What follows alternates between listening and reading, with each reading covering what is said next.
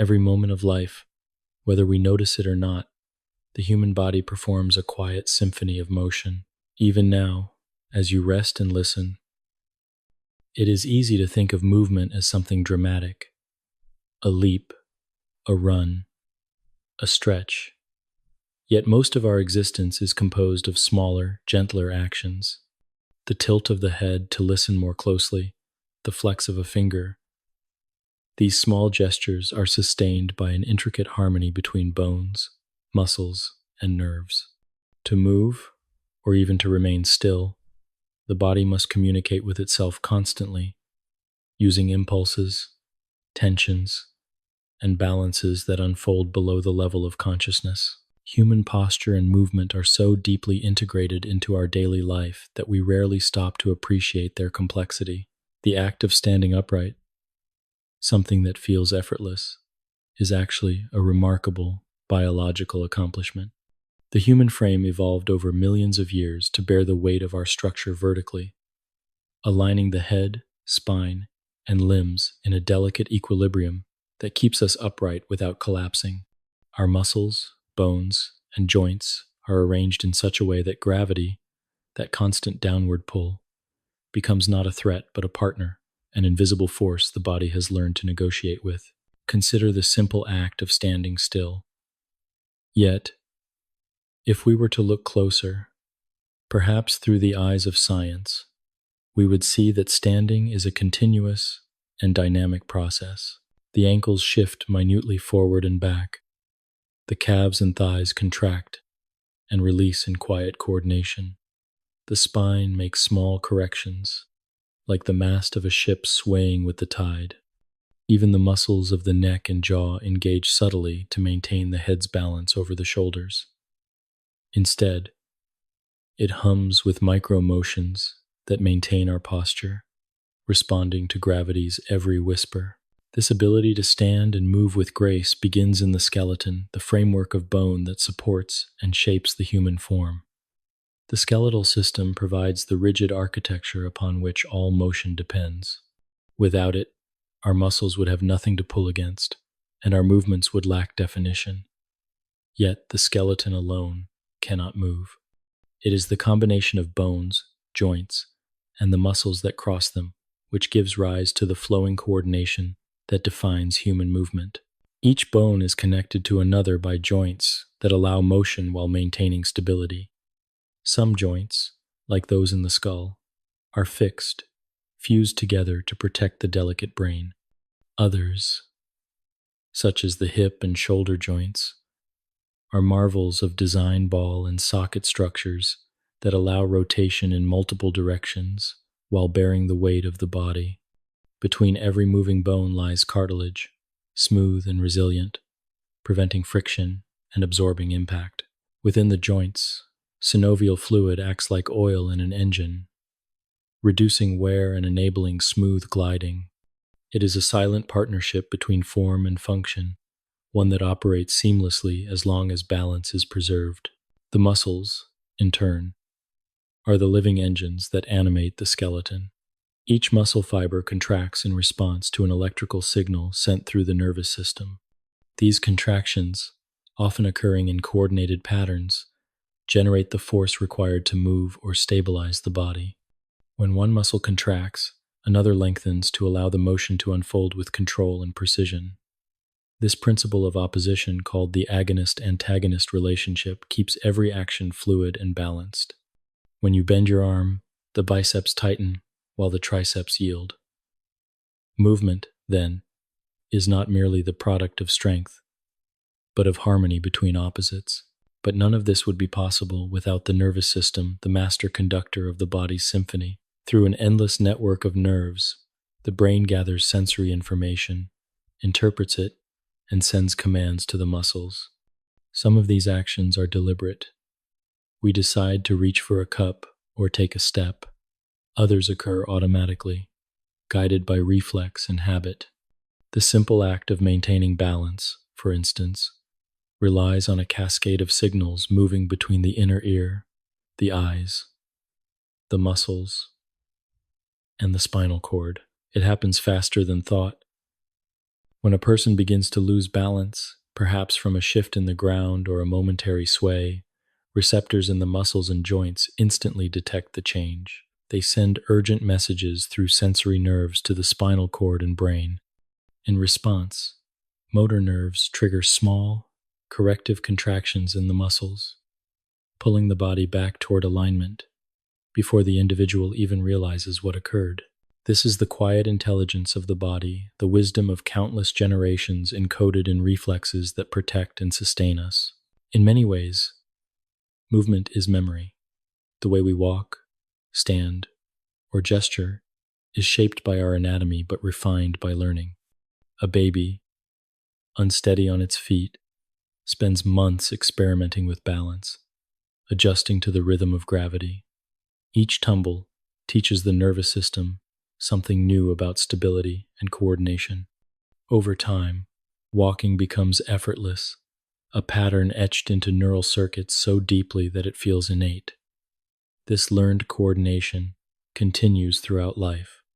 The graceful poise of a dancer, the fluid swing of an athlete, even the subtle posture of someone seated in thought all reflect years of unconscious refinement between the brain, muscles, and bones.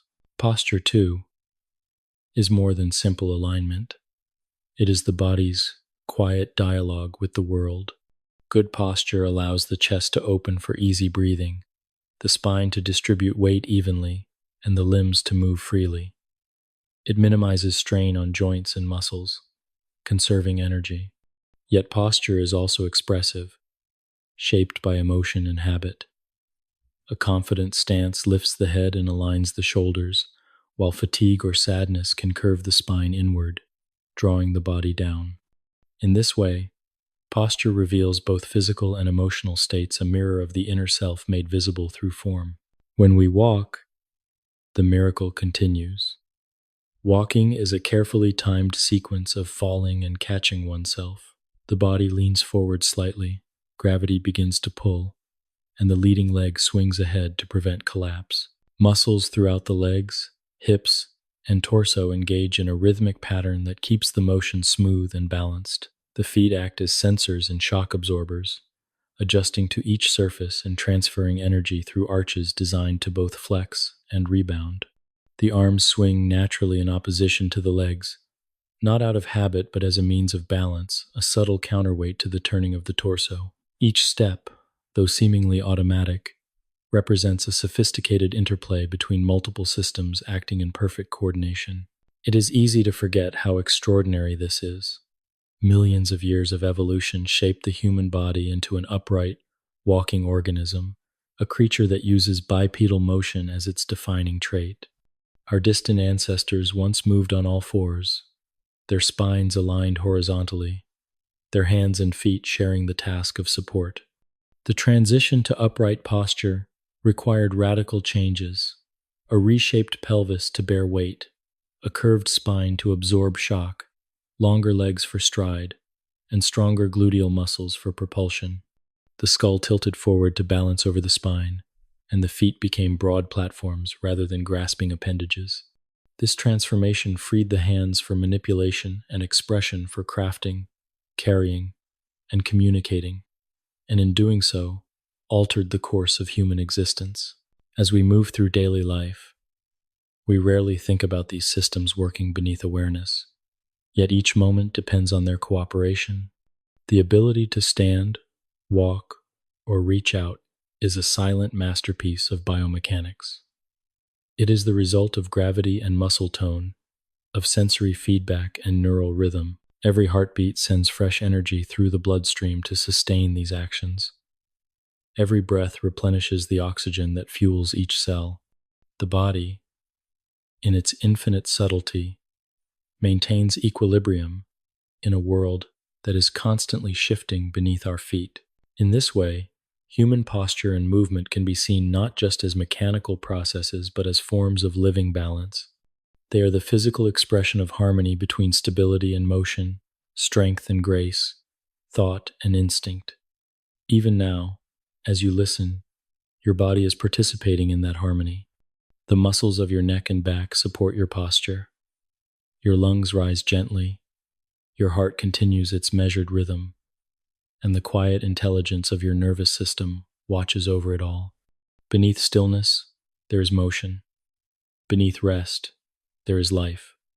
And within that life lies the quiet miracle of movement, ceaseless, graceful, and profoundly human. 2. The framework beneath us. Beneath every movement we make lies an extraordinary structure, a framework of bone, strong yet light, rigid yet adaptable. This is the human skeleton, the foundation upon which posture, motion, and balance depend. It is more than a scaffolding that holds us upright. It is a living organ system, constantly renewed, repaired, and reshaped throughout life. When we speak of standing tall, walking gracefully, or bending smoothly, we are speaking of a dialogue between the skeleton and all that it supports: muscles, tendons, ligaments, and nerves. Together, they form the architecture of human motion, a masterpiece of natural engineering that has evolved over millions of years. The human skeleton consists of 206 bones, though that number can vary slightly from person to person. At birth, we have more than 270 bones, many of which fuse as we grow, strengthening the body's frame. Each bone serves a purpose. Some provide protection, others act as levers for motion, and still others function as storage sites for minerals like calcium and phosphorus. Within many bones lies bone marrow, a soft tissue responsible for producing blood cells, a reminder that this seemingly solid structure is alive, dynamic, and essential to our survival. To understand how the skeleton supports posture and movement, imagine the body as an elegant tower built for mobility. The central pillar of this tower is the spine, a column of 33 vertebrae arranged in gentle curves that give the body both strength and flexibility. They act like the coiled spring of a bridge, absorbing shock and distributing weight evenly through the body. The cervical curve supports the head. The thoracic curve anchors the rib cage. The lumbar curve bears the weight of the upper body, and the sacral curve connects the spine to the pelvis. Each vertebra interlocks with the next through small joints called facets, allowing limited motion while maintaining stability. Between them lie intervertebral discs, flexible pads of cartilage that cushion movement and prevent friction. When you bend forward, twist, or straighten, it is these discs that absorb the shifting forces, protecting the spine from wear. At the top of the column sits the skull, perfectly balanced to house and protect the brain. The skull's base rests delicately upon the first cervical vertebra, called the atlas, which allows the head to nod forward and backward. Beneath it, the second vertebra, the axis, enables rotation, the subtle turning of the head from side to side. This balanced connection between skull and spine allows the head to remain upright without conscious effort, supported by a network of muscles that fine-tune its position like the steadying ropes of a mast. At the spine's base, the pelvis forms the foundation of the entire upper body. The pelvis is a ring of bones, the ilium, ischium, and pubis, that fuse together in adulthood. It connects the spine to the legs and serves as a cradle for many of the body's vital organs. In standing posture, the pelvis distributes the body's weight through the hip joints into the legs and onward to the feet. Its shape is not purely structural but deeply functional, balancing the dual needs of stability and motion. The wide basin of the female pelvis, for instance, accommodates childbirth, while the narrower male pelvis offers greater leverage for locomotion. Extending from the pelvis are the legs, the pillars of support and locomotion. Each leg contains 3 major bones: the femur, tibia, and fibula. The femur, or thigh bone, is the largest and strongest bone in the body. It bears the body's weight during standing and transmits forces upward and downward with every step. At the top, it fits into the hip socket, the acetabulum forming a ball and socket joint that allows rotation and swing. At the lower end, the femur meets the tibia and patella, forming the knee joint. The knee is a hinge joint designed to bend and straighten, yet it also allows a small degree of rotation, essential for walking smoothly. Supporting it all, the fibula runs parallel to the tibia, providing stability to the ankle and attachment points for muscles. Moving downward, the foot reveals one of nature's most brilliant designs. Composed of 26 bones, the foot combines rigidity and flexibility in equal measure. Its arches, longitudinal and transverse, act like springs, absorbing shock and storing energy during movement. When you walk, your heel strikes the ground first, transferring force through the arch and forward to the toes. The toes, particularly the big toe, push off, propelling the body forward. Each step involves this cycle of compression and release, a natural rhythm that keeps us moving with minimal effort. The foot, often overlooked, is the final translator of the body's internal motion into contact with the earth. Above the pelvis rises the rib cage, an intricate basket of bones that protects the heart and lungs while remaining flexible enough to expand with each breath. 12 pairs of ribs curve outward from the thoracic spine and connect at the front to the sternum. They are joined by cartilage that allows the chest to expand and contract rhythmically as we breathe. Between the ribs lie small muscles, the intercostals, which assist in the act of breathing by lifting and lowering the rib cage. Together with the diaphragm below, they maintain the flow of air, essential to all movement. The arms and shoulders mirror the legs and pelvis in design, though they trade strength for range of motion. The shoulder girdle, composed of the clavicles and scapulae, attaches the upper limbs to the torso. The clavicles, or collarbones, act as struts, holding the shoulders away from the chest and allowing the arms to swing freely. The scapulae, or shoulder blades, float on the back of the rib cage, capable of sliding, tilting, and rotating to position the arms for countless tasks. From each shoulder extends the humerus, the bone of the upper arm. Below it, the radius and ulna form the forearm, crossing and uncrossing to rotate the hand. The wrist and hand together contain 27 small bones, an astonishing concentration of movement and dexterity. These bones, supported by tendons and controlled by fine neural feedback, allow us to grasp, write, and create with precision. The hand is both a tool and a communicator, an extension of thought and intent. The entire skeleton, from skull to feet, is held together by connective tissues that both strengthen and soften its movements. Ligaments connect bone to bone, limiting motion where stability is required. Tendons connect muscle to bone, transmitting the pull of contraction into movement. Even the smallest ligament or tendon plays a vital role in posture. If one weakens, balance and coordination begin to falter. The body relies on the precise tension of these fibers, just as a suspension bridge relies on its cables. Though the skeleton appears rigid, it is far from static. Bone is a living tissue, constantly remodeling itself through a process called ossification. Specialized cells known as osteoblasts build new bone, while osteoclasts break down old material. This continuous renewal keeps bones strong and responsive to the body's needs. When you engage in physical activity, bones adapt. In periods of inactivity, they lose mass, reflecting the principle that the body maintains only what it uses.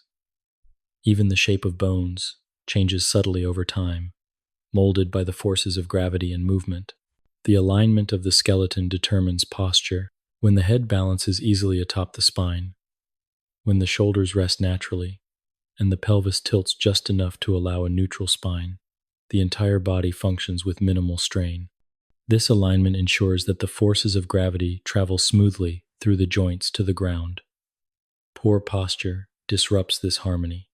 A forward head tilt or slouched back shifts the center of gravity, forcing muscles to compensate and increasing tension throughout the body. Over time, such imbalances can lead to fatigue or discomfort. Yet when posture is correct, it feels effortless, a graceful equilibrium that allows movement to flow without resistance. In quiet moments, When we stand or walk, the skeleton supports us silently. Each bone tells a story of adaptation, of healing, of strength gained and sometimes lost.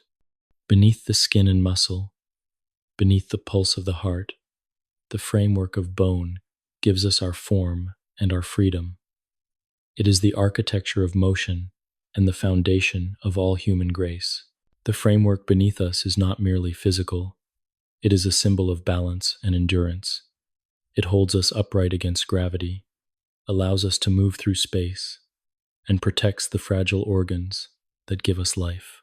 Within its quiet solidity lies the strength to move, to create, and to stand still, a reminder that every motion begins with structure, and every act of balance begins deep within the bones themselves. 3. The spine, pillar of balance. At the very center of the human form rises a quiet but powerful structure, one that defines posture, carries the body's weight, and serves as the axis of every movement. It is the spine, a column of bone, cartilage, and nerve pathways that stands as both a support and a conduit. The spine is more than a stack of vertebrae. It is a living pillar, flexible yet strong, capable of bearing the body through every motion while protecting the delicate threads of the nervous system within. It is the reason we can bend, twist, and remain upright against gravity's pull. In many ways, the spine is the silent architecture of human balance, the physical and symbolic center of our being. The human spine consists of 33 vertebrae arranged in 4 natural curves. These curves are the secret to its resilience. They transform a rigid column into a spring-like structure capable of absorbing shocks, distributing weight, and maintaining stability as we move. The cervical curve, found in the neck, arches gently inward. The thoracic curve of the upper back bows outward. The lumbar curve of the lower back again curves inward, and the sacral curve at the base turns outward once more. Together, these alternating shapes give the spine an S form, when viewed from the side, a design of elegant efficiency, allowing upright posture without excessive strain. Each vertebra in this column is a small marvel of anatomy. The bones are stacked one atop another, yet separated by soft, elastic discs of cartilage known as intervertebral discs. These discs act as cushions, absorbing impact and allowing subtle movement between vertebrae. Their gel-like centers, called nuclei pulposi, are surrounded by rings of tough fibrous tissue that prevent slippage. When we stand, walk, or run, the discs compress slightly, distributing pressure evenly across the spine. When we lie down, they reabsorb fluid, expanding once again. This daily rhythm of compression and release keeps the spine supple and responsive, a living balance between structure and flexibility. At the very top of the spinal column, 2 uniquely shaped vertebrae, the atlas and the axis, form the foundation of the skull's movement. The atlas, named after the Titan of Greek mythology who held up the heavens, supports the head like a cradle. It has no body, only a ring shape that balances the skull's weight. Beneath it lies the axis, with a tooth-like projection that fits into the atlas, allowing the head to rotate side to side.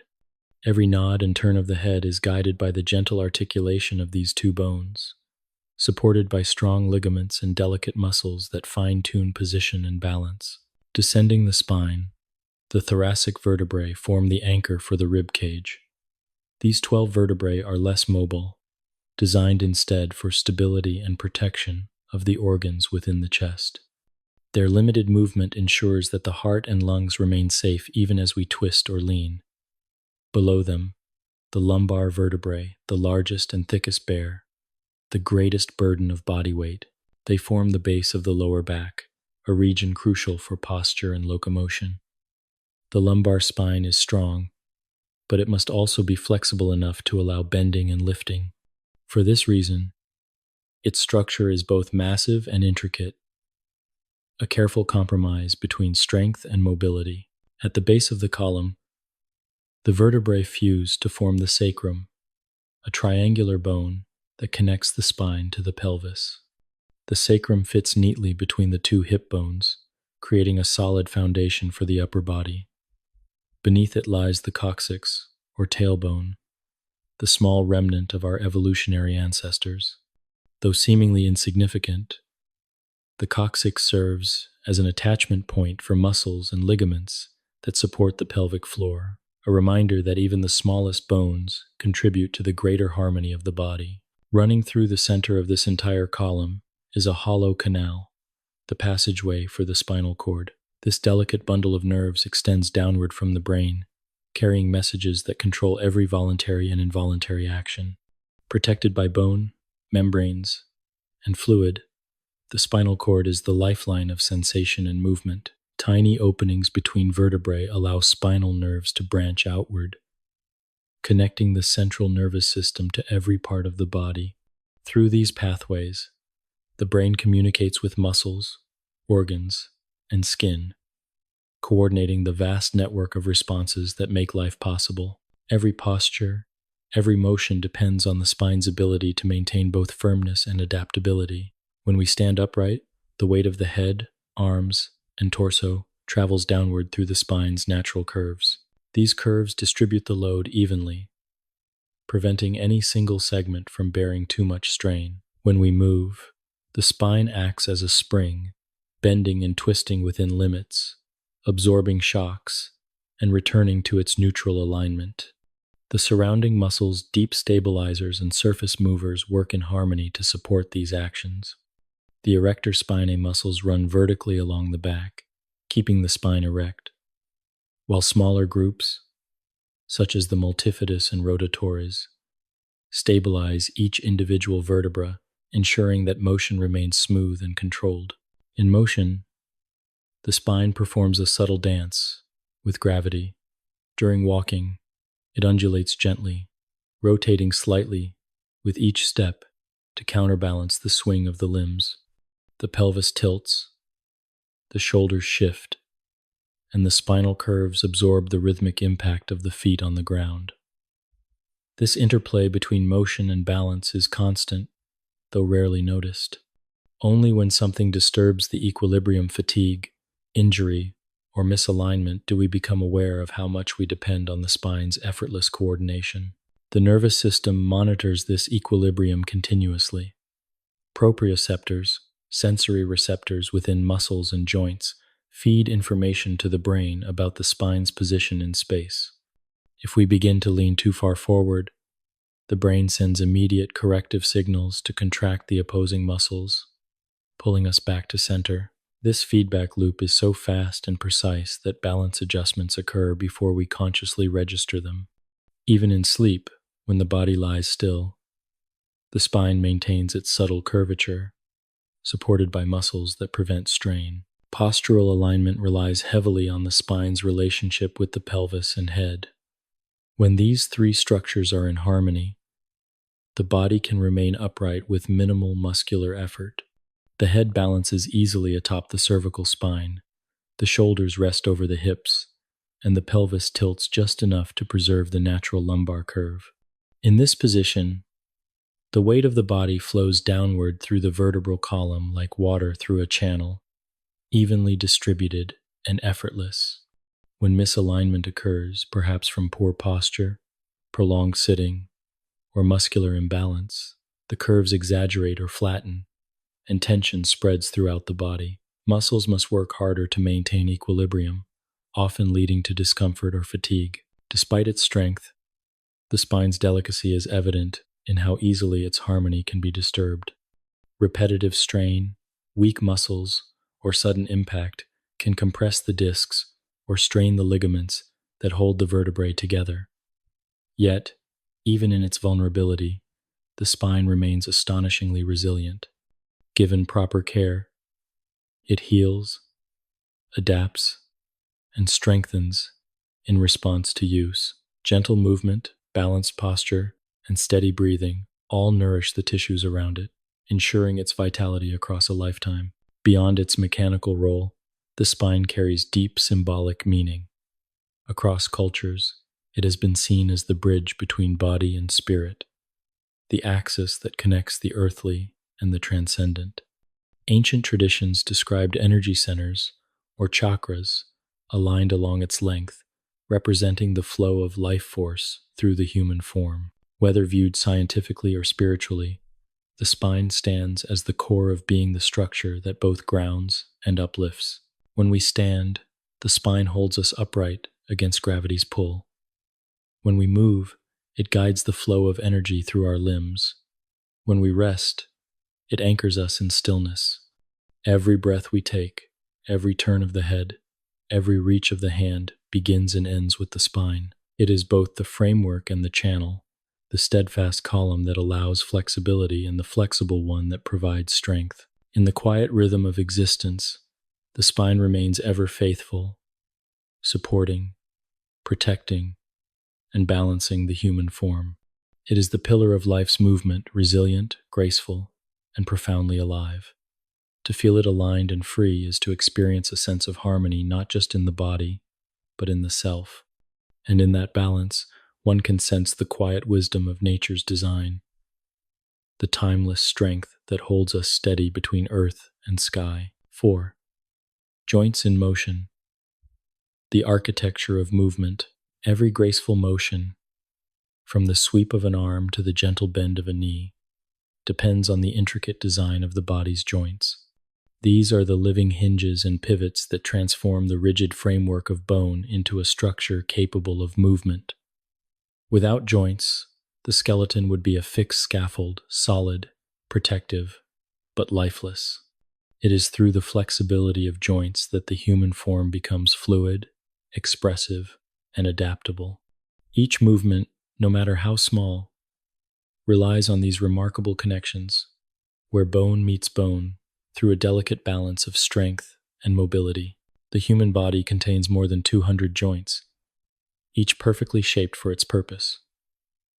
Some allow broad, sweeping motions, while others restrict movement to a single direction for the sake of stability.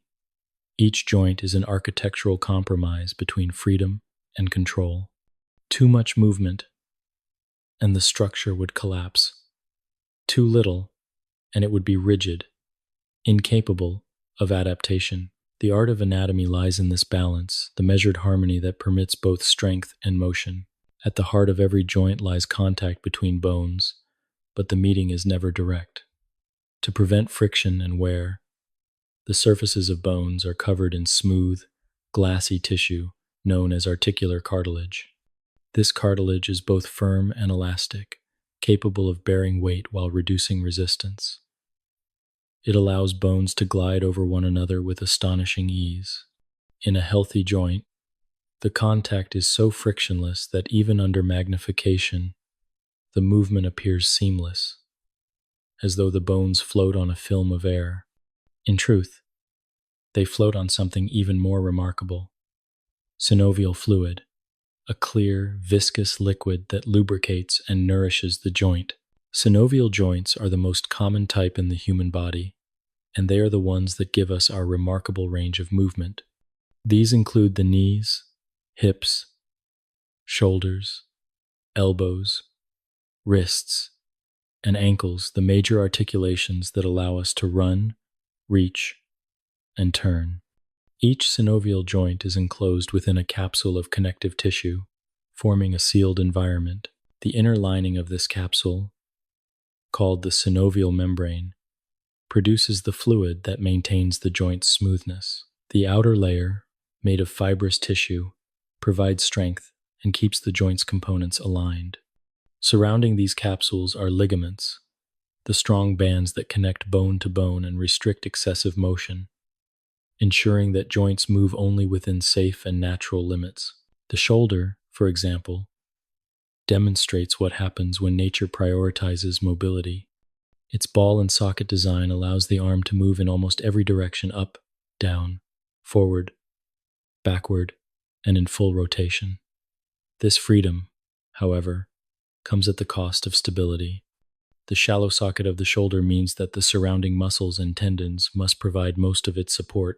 These muscles, collectively known as the rotator cuff, act like living straps, keeping the joint centered while permitting its astonishing range.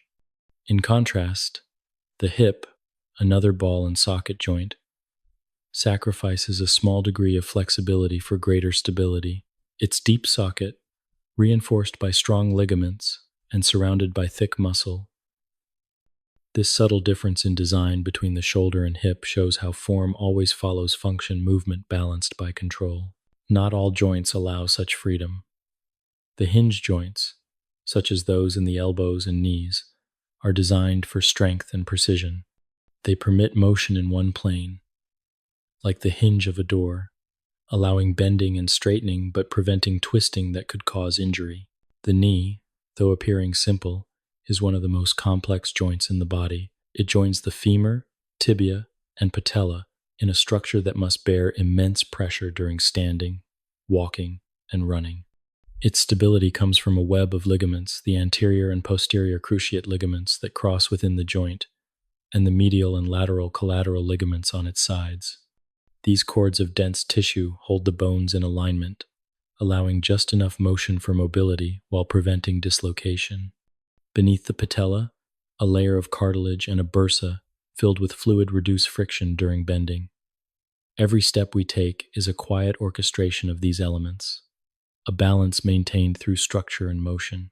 Other joints, like the pivot between the first two cervical vertebrae, allow rotation, turning the head from side to side. The plane joints in the wrists and ankles allow gliding movements, enabling the small adjustments that fine-tune balance. The saddle joint at the base of the thumb grants humans the unique ability to grasp and manipulate objects with precision. Each joint, whether large or small, contributes to the body's overall dexterity. They are the mechanical poetry of biology variations on a single theme: controlled freedom. Encasing the joints and binding the entire system together is a network of connective tissue that both stabilizes and animates. Ligaments and tendons play complementary roles in this design. Ligaments, dense and fibrous, tether bones together, restricting movement to safe ranges. Tendons, slightly more elastic, connect muscles to bones, transmitting the pull of contraction into motion. Every time a muscle shortens, the tendon acts as a bridge, pulling on the bone and moving the joint. Over time, this system adapts to the demands placed upon it. A dancer's joints, trained to extend with fluid precision, develop flexibility through consistent stretching. A weightlifter's joints, on the other hand, strengthen their supportive tissues to handle immense loads.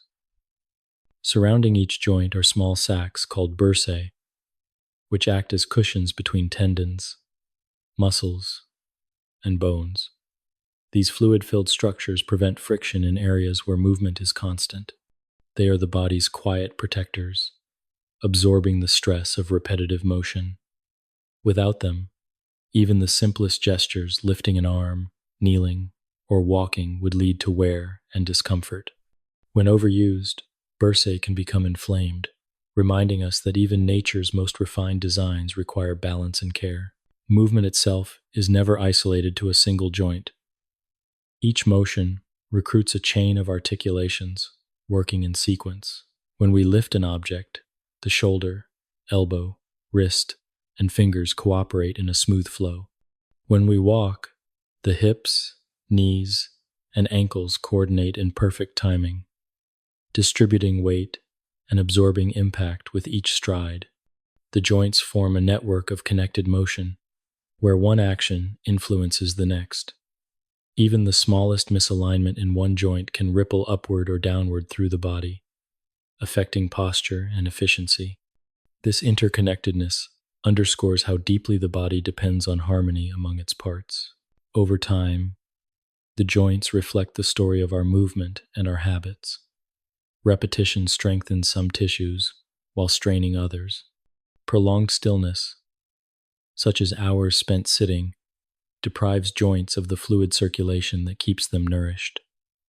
Motion, in moderation, is their lifeblood. Synovial fluid circulates only when a joint moves, delivering nutrients to cartilage and removing waste.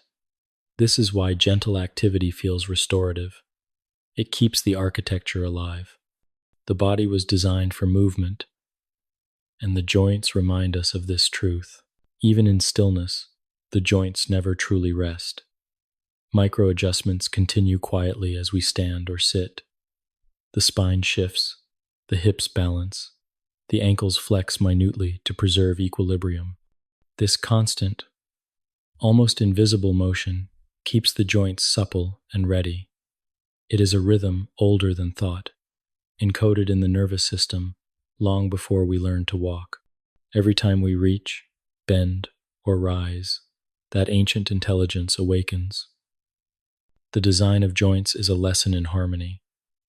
It reveals that the human form was not built for stillness, but for fluid, mindful motion. Each joint is a meeting place where the solid and the flexible coexist, where stability supports freedom.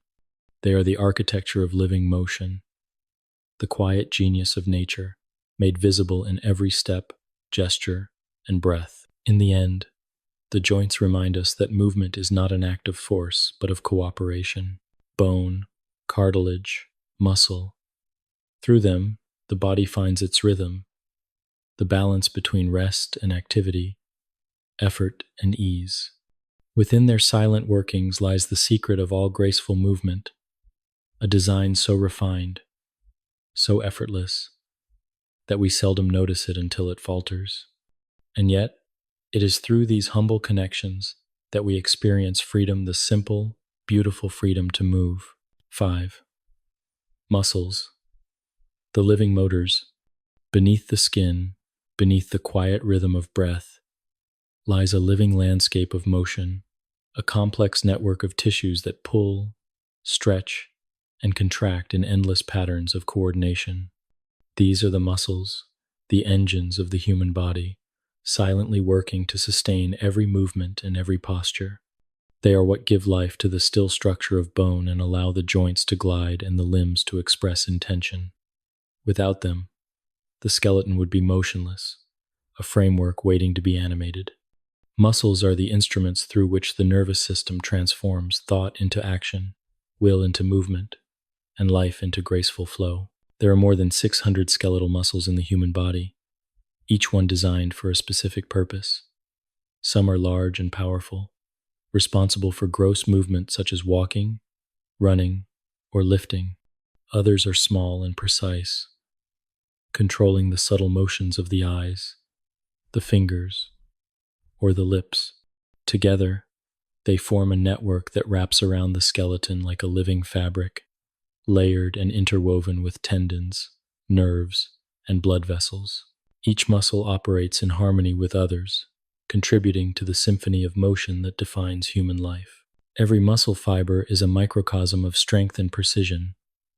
Under a microscope, these fibers appear as long, slender cells arranged in bundles, surrounded by a delicate sheath of connective tissue. Within each fiber are myofibrils, thread-like structures composed of proteins called actin and myosin.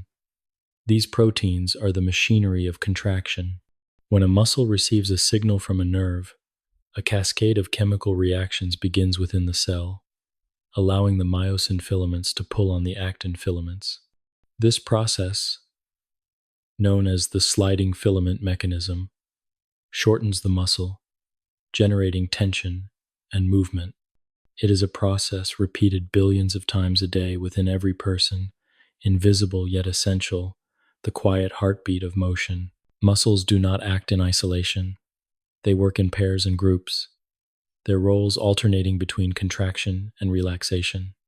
When one muscle shortens to create movement, another lengthens to allow it. This relationship, known as the agonist and antagonist dynamic, maintains smoothness and control. When you bend your arm, the biceps contract while the triceps relax. When you straighten it, the opposite occurs.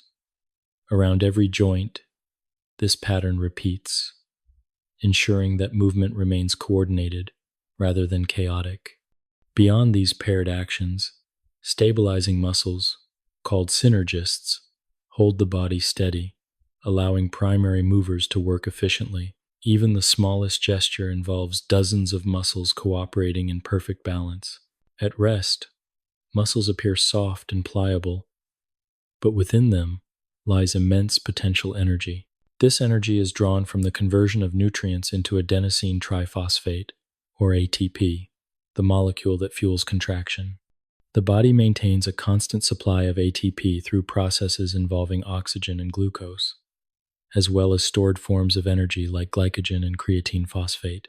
During motion, these sources are tapped and replenished continuously, sustaining activity across varying levels of intensity. The quiet transformation of chemical energy into mechanical force is one of biology's most elegant feats, occurring seamlessly and without conscious thought. Muscles are not only engines of movement, but also guardians of posture. Even in stillness, they work ceaselessly. When you stand upright, a network of small stabilizing muscles engages to counteract gravity. The muscles of the back, abdomen, and legs coordinate minute adjustments to keep the center of gravity aligned. These postural contractions are so subtle that they rarely draw attention. Yet without them, standing upright would be impossible. The spinal erectors hold the column tall, the abdominals support the core, and the deep muscles around the hips and knees fine-tune balance with continuous, unconscious corrections. This constant low-level activity demonstrates that movement and stability are not opposites, but partners in the same dance. The design of muscles reflects the diversity of their function. Some are broad and flat, spreading across the torso to provide support and protection. Others are long and cylindrical, spanning joints to produce leverage and motion. Some, like the muscles of the face, attach directly to the skin, allowing the delicate play of expression, a smile, a frown, the narrowing of the eyes. Facial muscles are unique in that they move not bone but emotion, shaping the language of feeling through form. Elsewhere, deeper muscles perform tasks we never consciously direct. The diaphragm expands and contracts to draw breath, while the heart, itself a specialized muscle, beats tirelessly from birth until the final moment of life. Skeletal muscles differ from smooth and cardiac muscles in structure and control. Smooth muscles, found in the walls of the digestive tract, blood vessels, and other internal organs, work involuntarily, guided by the autonomic nervous system. Their contractions are slow and rhythmic, sustaining life processes without our awareness. Cardiac muscle, too, operates independently, its rhythm self-generated yet finely tuned by neural and hormonal signals. Skeletal muscles, however, are under voluntary control. They respond to conscious thought, the decision to reach, to step, to lift. Yet even these movements, though seemingly deliberate, become automatic through repetition. Over time, the nervous system learns and stores these patterns, transforming effort into ease. Muscle tone, the slight tension maintained even at rest, is another essential feature of living motion. It gives the body shape and readiness, allowing rapid response to movement. This tone is maintained through continuous communication between the nervous system and muscle fibers. It ensures that the body remains balanced and that joints are supported. When tone diminishes, as in fatigue or illness, posture falters and coordination weakens. When it increases through training or activity, the body becomes more resilient and responsive. This adaptive quality illustrates how deeply muscles reflect our habits and lifestyle. They remember, use, and disuse, adapting to whatever rhythm life imposes. The process of muscle growth, or hypertrophy, occurs when fibers experience strain. During physical exertion, microscopic tears form within the tissue. As the body repairs them, it adds new proteins, strengthening the fibers and increasing their size. This renewal mirrors the cycle of resilience found throughout the body: stress followed by adaptation, effort followed by restoration.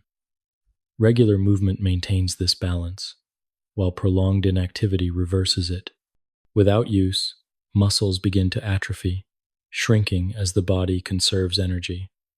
Thus, movement is not only an expression of vitality, but a requirement for it.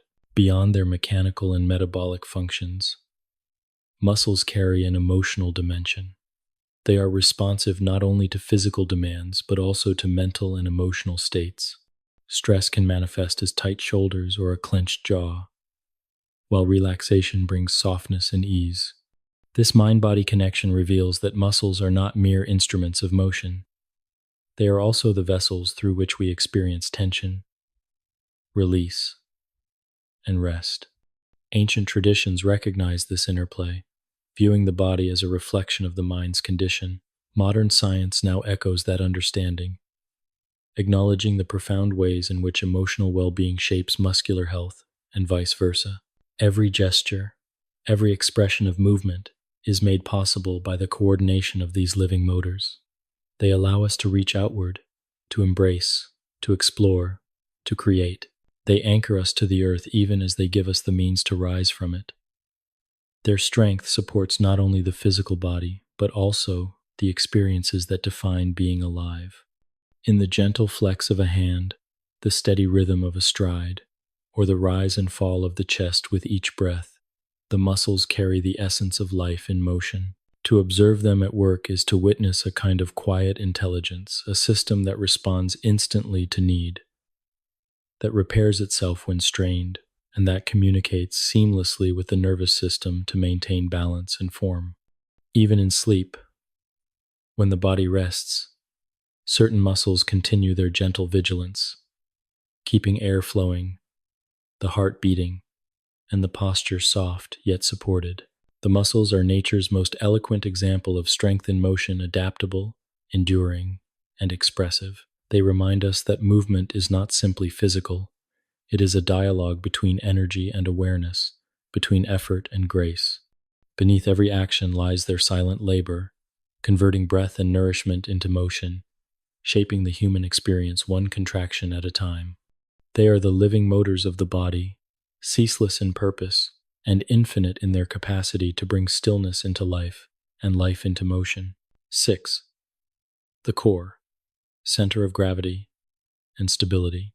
At the heart of every movement, beneath every breath and step, lies the core, a central network of muscles that acts as the body's foundation of balance and strength. It is not a single structure but a region, an integrated system that connects the upper and lower halves of the body into one unified whole. The core is where motion begins and where it finds its stability.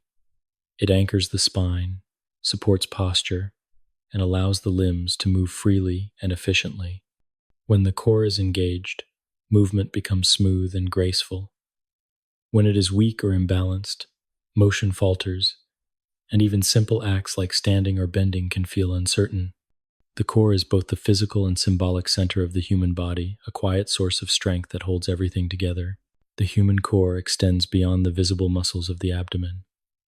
It includes the deep stabilizers of the spine, the muscles of the back, the diaphragm above, and the pelvic floor below.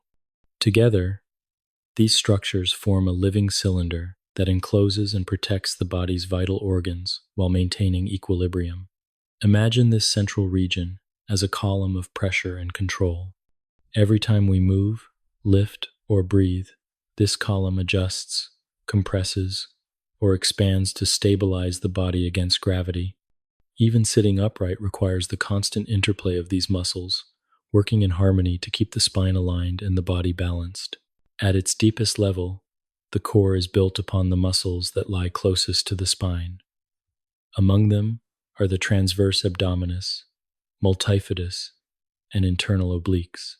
The transverse abdominis wraps around the torso like a corset, drawing the abdominal wall inward and providing stability from the inside out. The multifidus, a series of small but powerful muscles running along the vertebrae, maintains the spine's alignment and prevents unwanted motion. When these deep stabilizers contract, they create intra-abdominal pressure, a natural brace that supports the lower back and allows the limbs to move without compromising posture. This internal support is not about rigidity but control. It provides firmness while preserving flexibility.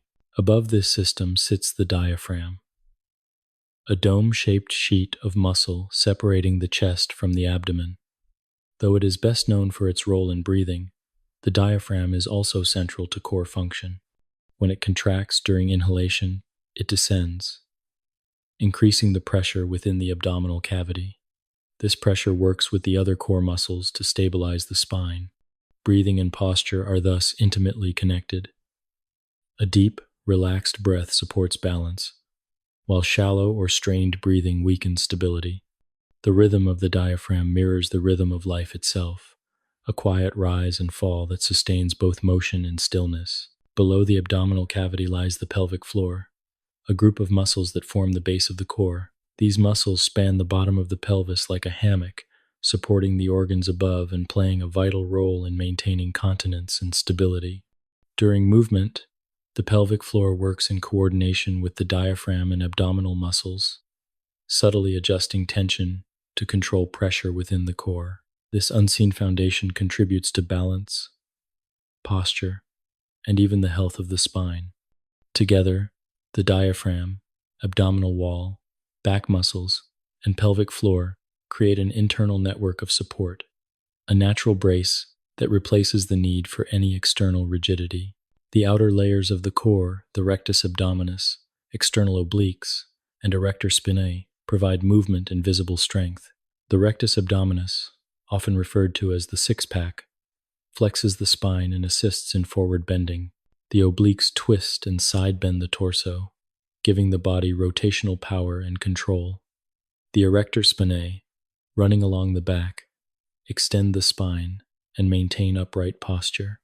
These muscles, though more superficial, depend entirely on the deep stabilizers beneath them. Without that internal foundation, outer strength becomes inefficient and unbalanced. The deep and superficial layers work together, one for control, the other for expression, a perfect balance between stability and motion. When the core functions properly, it acts as the body's center of gravity. All movement, whether lifting a hand or walking across a room, originates from this center. The limbs are simply extensions of its power. In every athletic motion, a dancer's spin, a swimmer's stroke, or a runner's stride, the energy begins at the core and radiates outward. The spine remains stable, allowing the arms and legs to move efficiently. This principle, known as kinetic chaining, is what gives human movement its characteristic fluidity. Without a stable center, the chain is broken, and motion becomes fragmented or unstable. In daily life, core engagement often happens without conscious thought. Standing upright, turning to reach something, or even breathing deeply requires subtle activation of these muscles. Yet modern habits can weaken this natural engagement. Long periods of sitting, shallow breathing, and lack of varied movement reduce core activity, leading to stiffness or imbalance. When the deep stabilizers grow inactive, larger muscles compensate, often resulting in strain or discomfort. The body, ever adaptive, finds ways to keep us upright, but those ways are not always efficient. Over time, poor core function can affect posture, breathing, and overall coordination. To restore the harmony of the core is to return to balance. Gentle movement, mindful breathing, and awareness of posture awaken the body's central intelligence. Practices like yoga, tai chi, and Pilates are grounded in this principle. They strengthen not only the visible muscles, but also the unseen layers that stabilize from within. In these slow, deliberate movements, one learns to initiate motion from the center, to let each action begin with breath and flow outward through the limbs. Such movement feels effortless because it is aligned with the body's natural design. The core, when activated in this way, becomes not a source of tension but of freedom. Breathing is perhaps the simplest way to connect with the core. Each inhalation expands the abdomen and ribs, while each exhalation draws them gently inward. This wave-like motion activates the diaphragm and transverse abdominis in synchrony. With practice, breathing becomes more than a reflex. It becomes a stabilizing rhythm that aligns posture and motion. Deep, even breathing also calms the nervous system. reducing tension in the muscles and promoting smoother coordination. In this sense, the breath is both physical and emotional support, a bridge between the mechanical and the mindful aspects of the core. The core also serves as a protector for the body's most vital organs. Within its boundaries lie the heart, lungs, liver, and digestive system, all safeguarded by layers of muscle and connective tissue. This protection is dynamic, not static. The muscles contract and relax in response to pressure, maintaining internal stability even as the external body moves. When we laugh, cough, or lift, the core responds instantly, containing and controlling the force within. It is a reminder that strength and protection can coexist with softness and adaptability. On a deeper level, the core can be understood as the body's axis of awareness, the place where balance, breath, and movement converge. When the center is stable, every action feels grounded and effortless. When it is weak or neglected, even simple motions feel scattered. This relationship between the physical and the psychological is not coincidental. Many cultures, ancient and modern, have recognized the body's center as the seat of energy and equilibrium. Whether described as the solar plexus, the hara, or the power center, this region has long been associated with calm strength and inner stability. Science and philosophy converge here, both acknowledging that human vitality flows outward from the center. To feel the core engaged is to sense the body as a single, integrated form. The spine lifts without strain, the shoulders relax, the limbs move with grace. The body feels both grounded and light, as though supported from within. This is the essence of stability, not stiffness or effort, but quiet strength. The muscles of the core, though hidden from view, are always present, shaping the quality of every movement and every breath.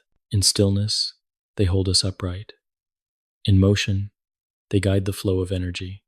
In breath, they link the inner and outer worlds. The core is the body's foundation, its center of gravity, and its enduring source of balance. It teaches that true strength is not about resistance but alignment, not about force but awareness. Through this living center, the human form finds both its stability and its freedom, moving through life with quiet confidence and effortless grace. 7. Standing. A dynamic stillness.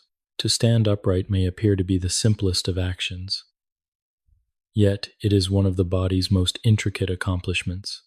It is the quiet art of balancing against gravity, an act so familiar that we rarely stop to marvel at its complexity.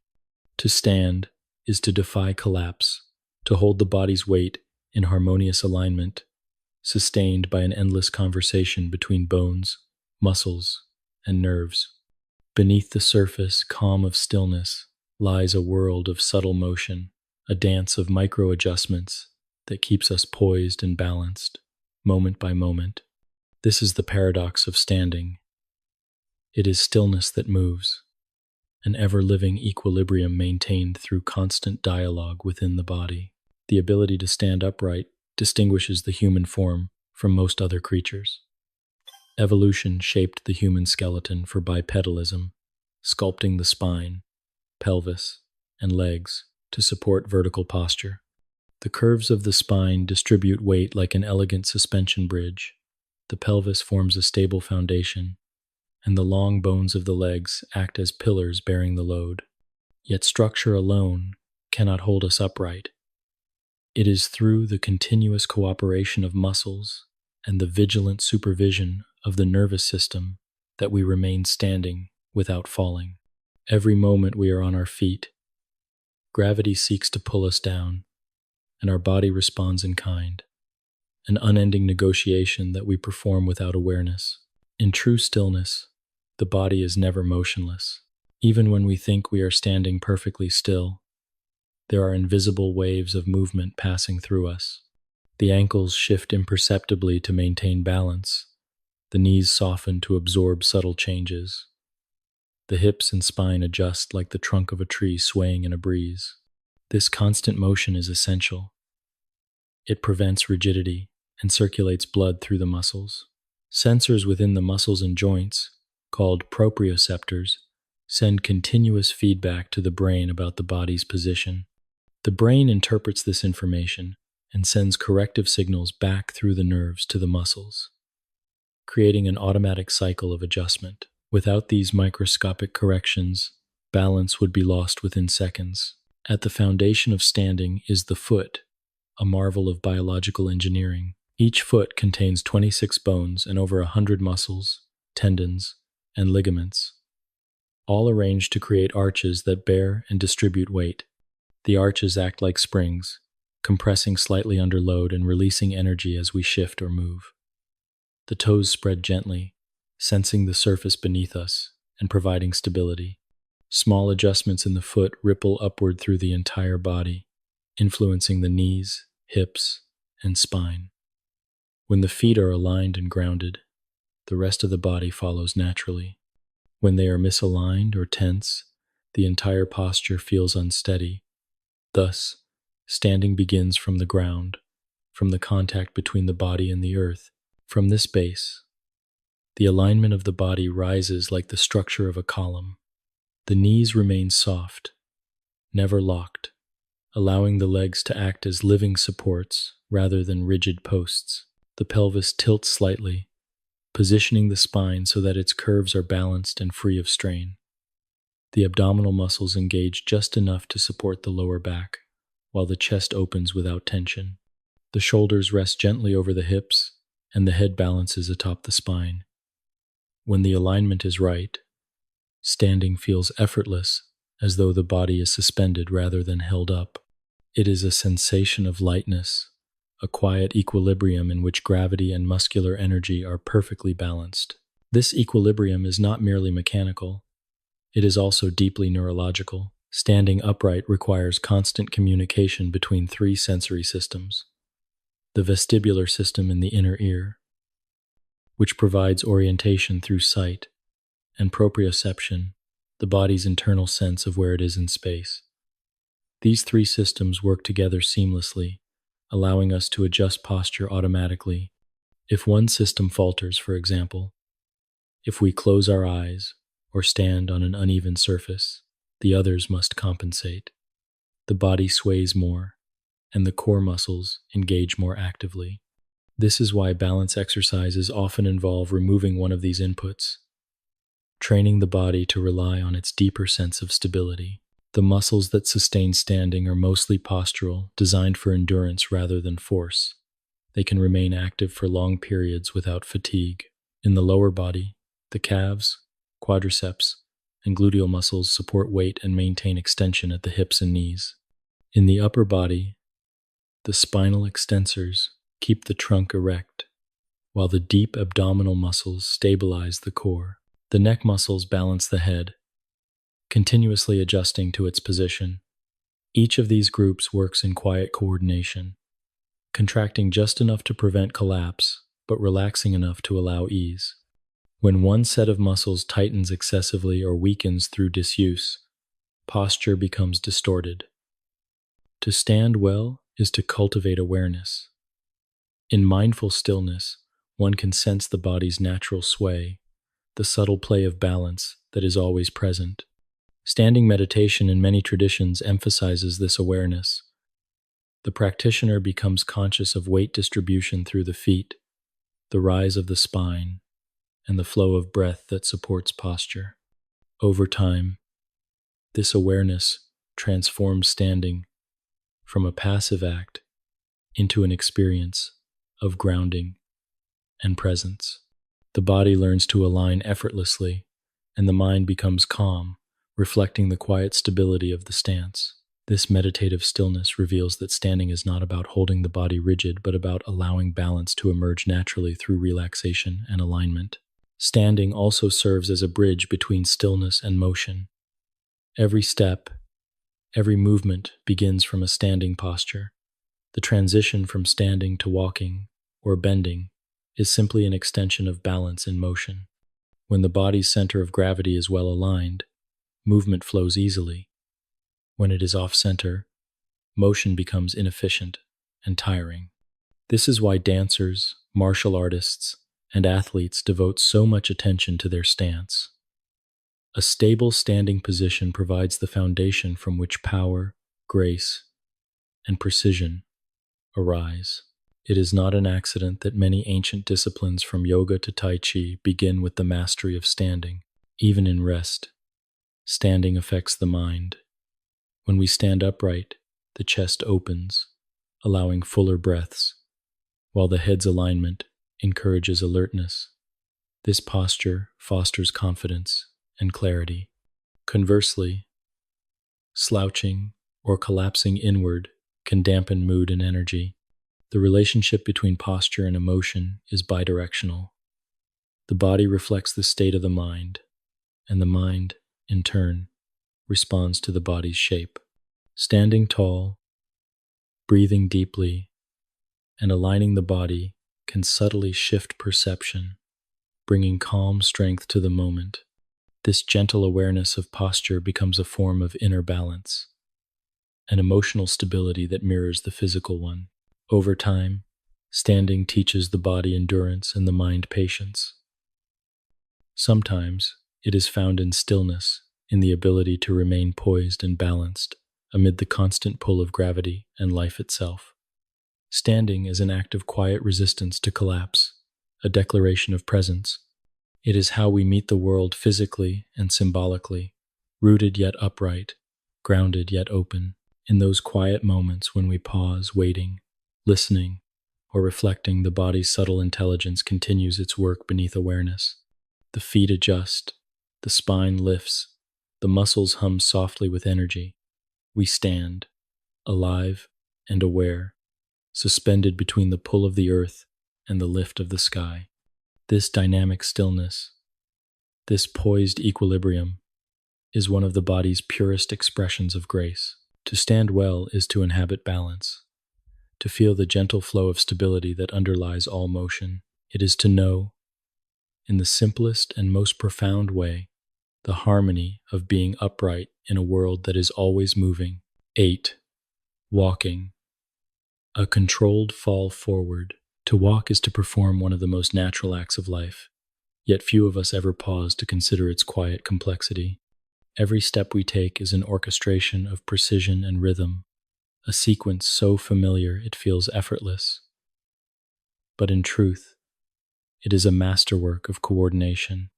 Walking is balance in motion, a continuous process of falling and catching oneself, of surrendering to gravity and reclaiming control at just the right moment. It is both a physical act and a poetic one, a rhythm that has carried humanity across landscapes, across time, and through the story of life itself. Each step begins not with the feet, but with intention. The brain initiates a command, transmitted through the spinal cord and along motor nerves to the muscles of the legs and trunk. This neural signal activates a chain of muscular contractions, beginning with the shift of weight from one leg to the other. The body leans forward slightly, allowing gravity to draw it ahead. In that instant, balance is momentarily lost. The center of gravity moves beyond the supporting foot, and the opposite leg swings forward to catch the fall. This subtle play of loss and recovery, repeated again and again, is what gives walking its rhythmic flow. We are, quite literally, falling forward with each step, yet never falling completely. It is a delicate balance between surrender and control, mastered so completely that it feels unconscious. In biomechanics, the walking cycle is described as alternating phases of stance and swing. During the stance phase, one foot remains on the ground, bearing the body's weight, while the other moves through the air in the swing phase. The heel of the leading foot touches the ground first, marking the beginning of the stance. The body's weight rolls forward over the arch and toward the toes, which push off to propel the next step. Meanwhile, the other foot swings through, preparing to land. This cycle occurs smoothly and rhythmically, allowing uninterrupted motion. In a typical stride, Each leg spends about 60% of the time in contact with the ground and 40% in the air. The transitions between these phases are so finely tuned that walking appears continuous, as if the body glides forward rather than alternates between support and movement. The muscles involved in walking operate in perfect coordination. The gluteal muscles stabilize the pelvis and generate forward thrust. The quadriceps extend the knee during the stance phase, supporting the body's weight, while the hamstrings flex the knee and draw the leg backward during the swing. The calf muscles contract to lift the heel off the ground, pushing the body ahead, and the small muscles of the foot adjust tension to maintain balance on uneven surfaces. Meanwhile, the core muscles, particularly the abdominals and spinal stabilizers, steady the torso, ensuring that movement in the legs does not disturb posture. This harmonious interplay creates efficiency. Walking requires surprisingly little energy compared to running or jumping because the body recycles momentum from one step to the next. The arms, though not directly involved in propulsion, play a crucial balancing role. As one leg swings forward, the opposite arm swings forward as well, counterbalancing the rotation of the torso. This natural opposition keeps the head and trunk steady and conserves energy by distributing forces evenly through the body. The movement of the arms is not commanded consciously. It emerges automatically from the spinal reflexes that govern locomotion. The result is a gentle rhythm, the arms swaying, the legs alternating, the body gliding forward, all synchronized to the cadence of breath. The act of walking engages not only the muscles and bones, but also the sensory systems that maintain balance and awareness. The eyes scan the environment, guiding foot placement and anticipating obstacles. The inner ear's vestibular system detects changes in head position, allowing rapid correction to maintain equilibrium. Proprioceptors within the muscles and joints relay information about the body's position in space. This constant feedback loop allows for effortless adaptation. When the ground slopes, when a stone shifts underfoot, or when the wind presses against us, the body responds instantly, adjusting muscle tension and alignment without conscious effort. The nervous system's ability to coordinate these adjustments faster than thought itself is what allows walking to feel so natural. From an evolutionary perspective, walking upright transformed the destiny of humankind. Our earliest ancestors were not born to walk as we do. Over millions of years, the body evolved to master bipedal motion. The spine developed its graceful curves for balance. The pelvis broadened to support upright posture, and the legs grew longer to lengthen, stride, and increase efficiency. The feet, once grasping appendages suited for climbing, became platforms with arches that absorb shock and return energy with each step. The head balanced atop the spine, freeing the hands for tasks beyond locomotion for carrying, crafting. In this transformation, walking became more than movement. It became a defining feature of what it means to be human. To walk is also to connect with the world in a profoundly sensory way. The soles of the feet, rich with nerve endings, feel the textures of the earth, the firmness of soil, the coolness of stone, the softness of grass. These sensations, subtle yet constant, feed information back to the nervous system about pressure, terrain, and balance. They keep the body grounded, reminding it where it is in space. In every step, the body learns anew how to meet the ground. Walking barefoot on natural surfaces accentuates this connection, allowing a direct communication between body and earth that modern footwear often mutes. It is a primal conversation, one that speaks of rhythm, stability, and belonging. There is a quiet beauty in the rhythm of walking.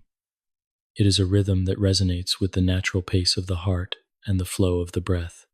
Each step is matched by a gentle shift in breathing, a pattern of exhalation and inhalation that synchronizes with the body's motion. This coordination between breath and step gives walking its meditative quality. In many contemplative traditions, walking meditation is practiced to cultivate awareness, one step, one breath, one moment at a time. In this rhythm, the mind slows, thoughts soften, and awareness expands. The act of walking becomes a bridge between movement and stillness, between the physical and the mindful. Walking also mirrors the journey of life itself, the continual forward motion, the balance between effort and release, the necessity of letting go of one step before taking another. Every stride embodies this lesson. To move forward, one must first lift from what was, trust in balance, and meet the unknown ground ahead. This constant cycle of trust and adaptation makes walking both a physical and philosophical act. It is the body's most honest expression of perseverance.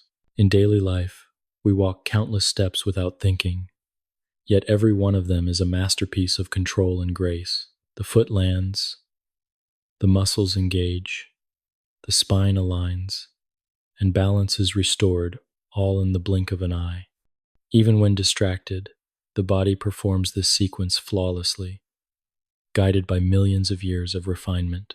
Only when something disrupts it, fatigue, injury, or imbalance, do we become aware of how much intelligence is hidden in each step. The efficiency of walking lies not in strength but in rhythm. When the movements are well coordinated, the energy of one stride flows seamlessly into the next. The muscles act like elastic bands, stretching and recoiling, storing and releasing energy with every motion. The gait becomes fluid, conserving momentum and reducing effort. This efficiency is one reason humans can walk for extraordinary distances across deserts, through forests, and over mountains, using remarkably little energy. It is also why walking has always been a source of endurance, reflection, and calm. There is serenity in the act itself. The steady repetition of steps creates a quiet rhythm that soothes the mind and restores focus. In this simplicity lies profound wisdom. Movement need not be fast or forceful to be powerful. Walking embodies the balance of control and surrender, a graceful partnership between gravity's pull and the body's response. Each step is a reminder of this relationship, a moment of alignment between intention and motion. When we walk, we return to something ancient and essential. The earth supports us, gravity guides us, and the body responds in its timeless rhythm. The head remains poised, the spine lengthens, the arms and legs swing in measured cadence, and the breath flows in harmony. We are both grounded and moving, both balanced and in motion. Walking, in its quiet perfection, reveals the unity of strength and grace. It teaches us that progress need not be hurried, that balance is found not in standing still but in moving steadily forward. 9. Balance. The subtle dialogue between senses.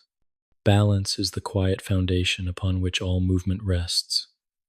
It is the invisible art of remaining upright, of maintaining harmony between the body and gravity, between motion and stillness. Though it appears effortless, balance is one of the most sophisticated functions of the human body, a seamless conversation between the senses, the muscles, and the nervous system.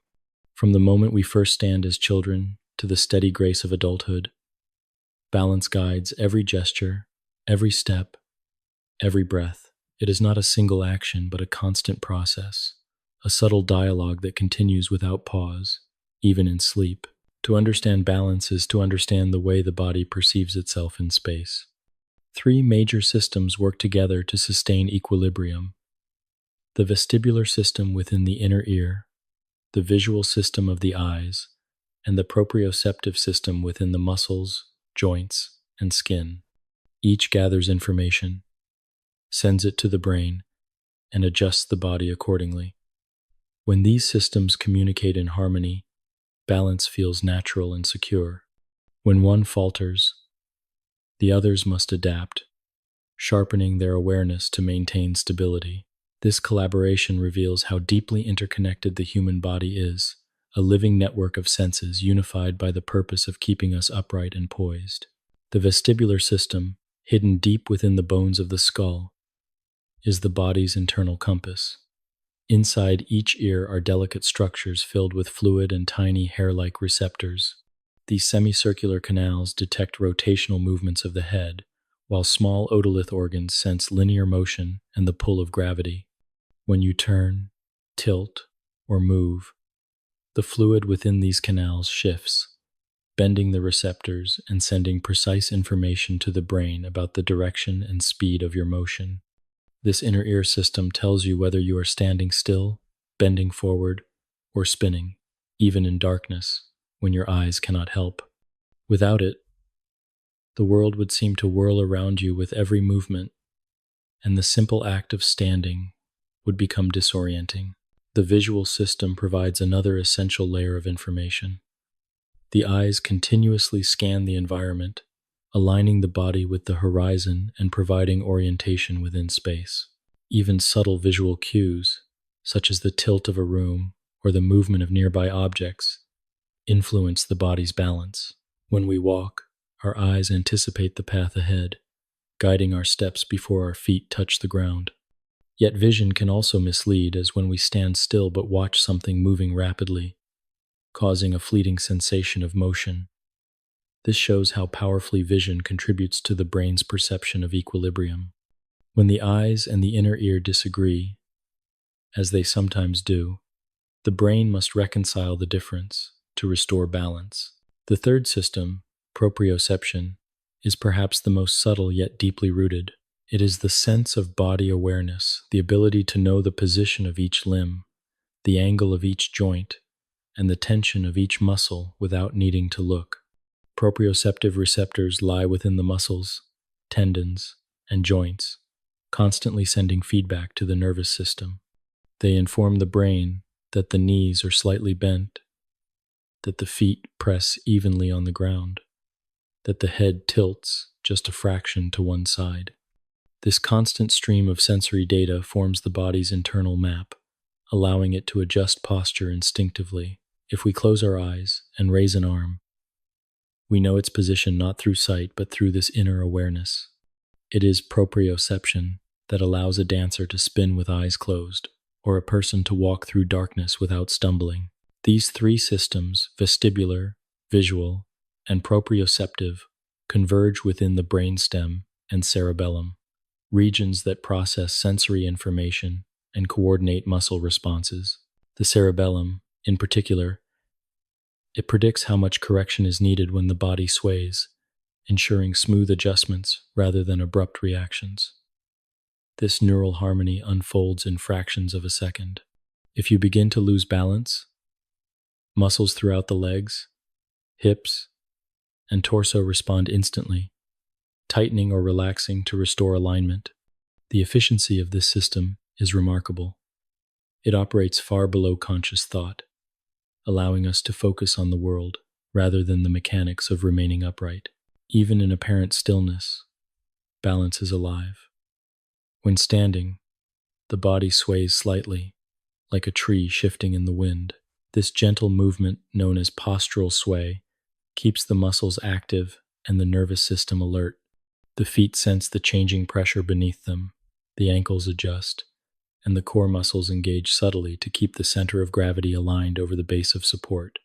If you were to watch this under magnification, you would see the body tracing tiny patterns of motion forward and back, side to side, maintaining equilibrium through continuous feedback. The stiller one appears, the more refined these adjustments become, a quiet choreography of control and release. Balance is not static. It adapts to every environment and every action. On uneven terrain, the ankles and knees flex more deeply, the hips shift, and the arms extend to widen the base of support. When walking or running, the vestibular system coordinates eye movements with head motion so that vision remains stable even as the body moves. When we turn or spin, the brain anticipates the motion, momentarily suppressing conflicting signals from the inner ear to prevent disorientation. This adaptability allows humans to move through an ever-changing world with grace. From walking on soft sand to balancing on a narrow ledge, the core plays an indispensable role in this orchestration. It serves as the body's center of gravity, anchoring motion while allowing flexibility. When balance is challenged, the deep abdominal and back muscles activate instinctively, stabilizing the spine and pelvis. The limbs then respond in sequence, adjusting to maintain the vertical alignment of the head and torso. This coordination ensures that balance is maintained from the inside out, beginning with the center and extending outward to the extremities. Without this inner stability, balance would rely solely on external adjustments and would feel strained or clumsy. Age, injury, or fatigue can alter the dialogue between these systems, reminding us of how finely tuned balance truly is. With age, the sensitivity of the inner ear may decline, vision may blur, and proprioceptive feedback may weaken. The adjustments that once occurred effortlessly become slower, requiring conscious attention. Yet even then, balance can be nurtured and renewed through movement and awareness. Gentle practices like yoga, tai chi, and slow walking retrain the sensory pathways, reawakening the body's innate intelligence. The brain, ever adaptable, forms new connections. Beyond its physical function, balance carries a deeper resonance. It mirrors the equilibrium we seek in life between effort and rest, strength and softness, control and surrender. To stand in balance is to experience harmony, not just in the body, but in the mind. The steady posture, the even breath, and the quiet awareness of space all reflect an inner steadiness. When the senses cooperate, when the mind is calm, the body naturally finds its center. This is why moments of balance feel peaceful, why standing still with awareness can feel grounding and serene. The physical balance becomes a metaphor for emotional and spiritual poise, a reminder that stability arises from cooperation, not from rigidity. Even in sleep, the body maintains its internal balance. The vestibular system continues to monitor position, ensuring that we turn or shift before discomfort builds. The subtle sway of standing becomes, in rest, the gentle movement of breathing and circulation, balance transformed into renewal. The body never truly stops balancing. It simply changes its rhythm, continuing its dialogue with gravity in softer tones. In the quiet miracle of balance, one finds the essence of human movement. It is the hidden thread that connects standing, walking, and every gesture in between. It allows us to move through the world with confidence and grace, to adapt to change without losing our center. Balance is not a fixed state, but a living rhythm, a conversation between the senses and the self that unfolds endlessly. Within its silent dialogue lies a profound truth, that harmony is never the absence of movement, but the mastery of it, a poised stillness sustained by motion, a calm maintained by continuous adjustment. And in this delicate exchange, the body reveals its wisdom, teaching us how to live not rigidly anchored, but always in balance. 10. The nervous system's role, a silent conductor. Within the quiet workings of the human body lies a system of exquisite precision, one that governs every thought, sensation, and movement. It is the nervous system, the invisible conductor of the body's grand symphony. Every gesture, every blink, every shift in posture is orchestrated through its vast network of communication. From the moment we awaken to the instant we drift into sleep, the nervous system remains active, sending and receiving signals that maintain harmony within the body. It is silent in its operation, but its influence touches every cell, guiding not only motion but also the very awareness of being alive. The nervous system is composed of two main divisions. The central nervous system, consisting of the brain and spinal cord, and the peripheral nervous system, which extends outward through a labyrinth of nerves that reach every muscle, joint, and organ. Together, they form an interconnected web that transmits electrical impulses at remarkable speeds, allowing the body to respond to its surroundings almost instantaneously. Within this network, countless messages travel in both directions from the senses to the brain, and from the brain to the body, forming a continuous loop of perception and response. At the center of this network sits the brain, a structure of extraordinary complexity.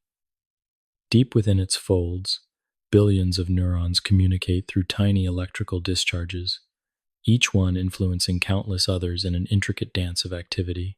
When the body decides to move, to stand, to walk, to turn, the command originates here, in the motor regions of the brain. From there, the signal travels down the spinal cord, branching into nerves that reach the specific muscles needed to carry out the action. In this way, the brain does not move the body directly, but rather sets in motion a cascade of signals that ripple through the nervous system. The spinal cord acts as the central highway of this communication. Encased in the protection of the vertebral column, it serves as both messenger and mediator.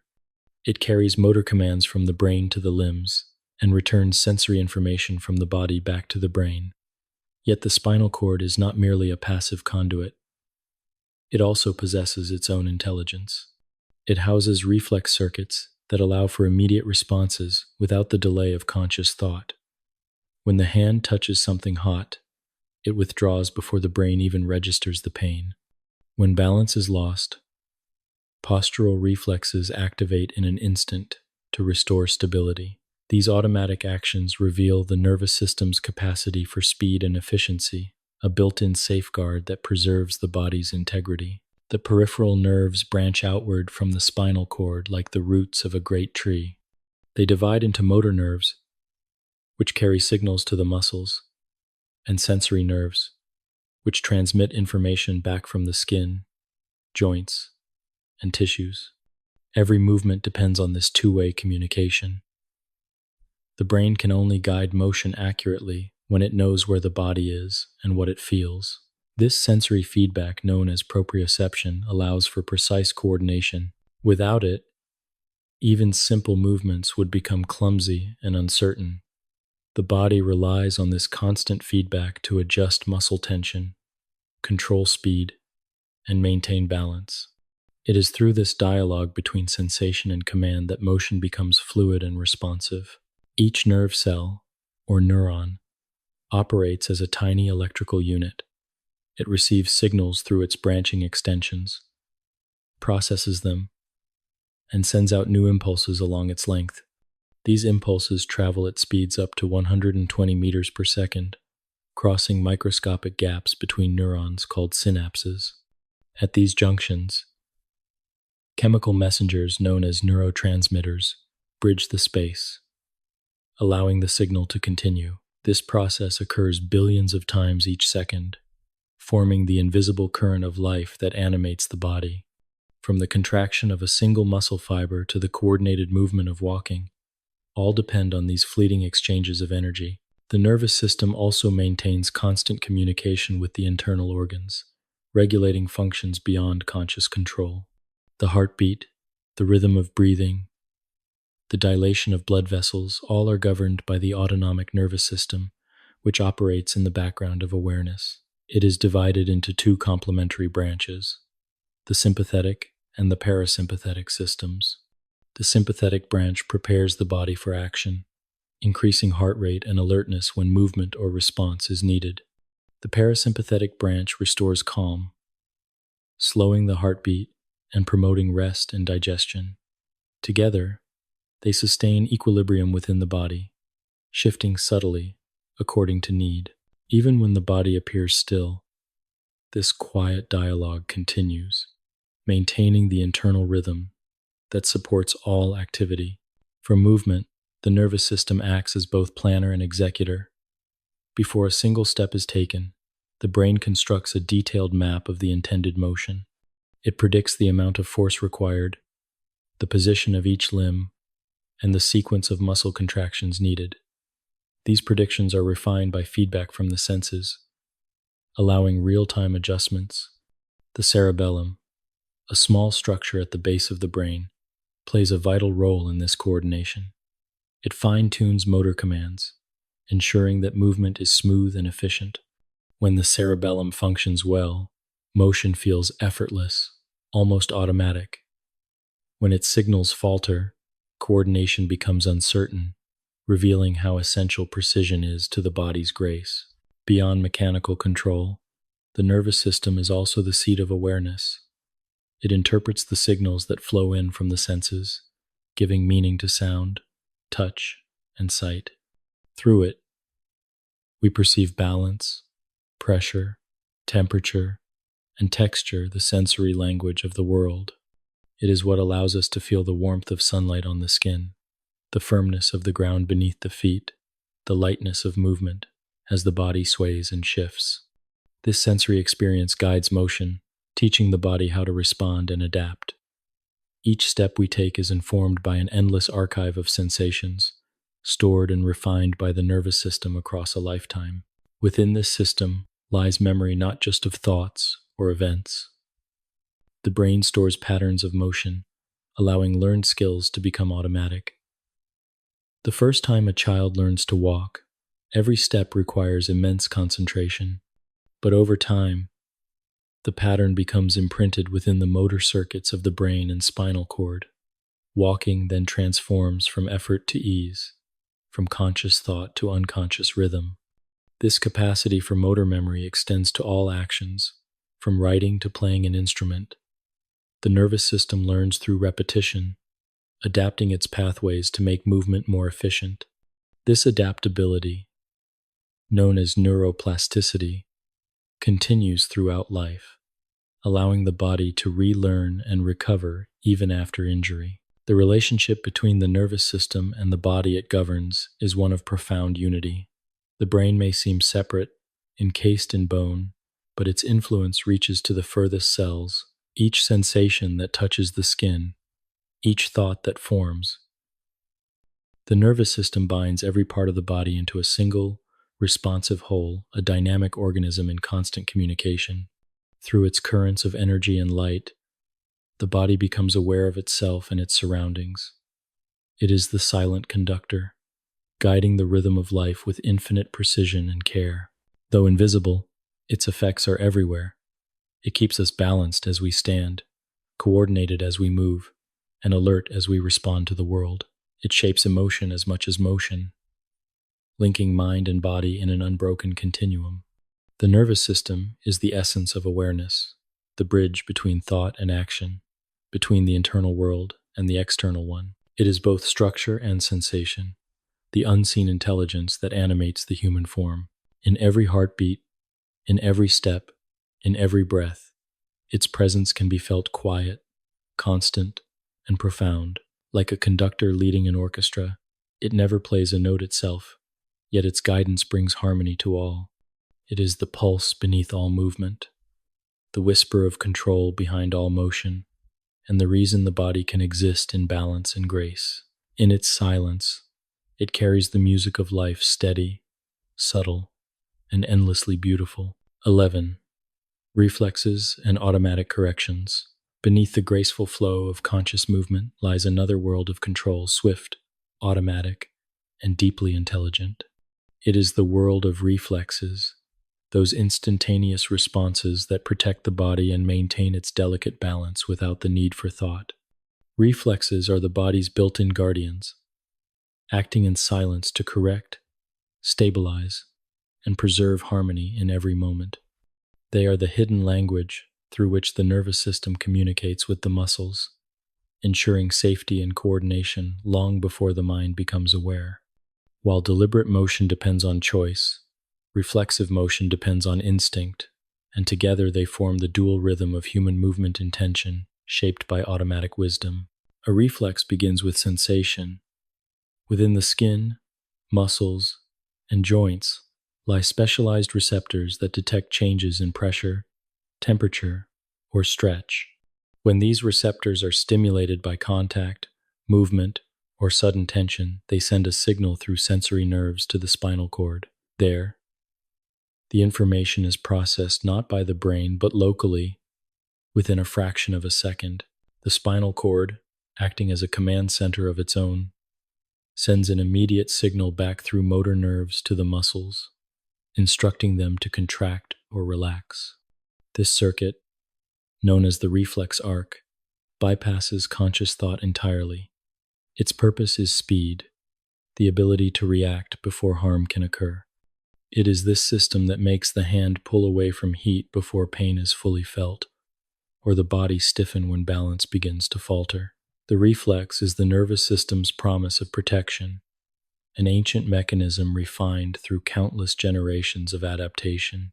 Among the simplest and most familiar reflexes is the stretch reflex, which keeps muscles at an optimal length and prevents overstretching. When a muscle is suddenly elongated, as when the knee is tapped by a physician's hammer, tiny sensors within the muscle fibers, called muscle spindles, detect the change. They immediately send a signal to the spinal cord, which in turn triggers the same muscle to contract.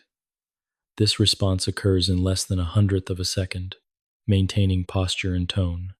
The stretch reflex operates continuously, though we rarely notice it. It steadies the body during standing, keeps the head upright, and allows smooth transitions in movement. Without it, every gesture would feel unstable, and even standing still would require immense concentration. Another protective mechanism, the withdrawal reflex, acts in response to pain or danger. When the skin encounters something harmful, a sharp edge or sudden heat, sensory nerves fire rapidly, activating spinal circuits that cause the affected limb to pull away. At the same time, inhibitory signals are sent to the opposing muscles, ensuring that the movement is efficient and coordinated. This action happens so quickly that the brain only registers pain after the movement has already occurred. It is the body's silent guardian, acting faster than thought, preserving integrity before awareness can intervene. Reflexes are not limited to protection from harm. Many serve to maintain balance and posture. These postural reflexes are more complex, involving multiple sensory systems working together. When the body sways, the inner ear's vestibular organs detect the shift, and corrective signals travel to the muscles of the legs and torso. The ankles and hips adjust tension to restore equilibrium, and the eyes move slightly to stabilize vision. These adjustments are subtle, continuous, and largely subconscious.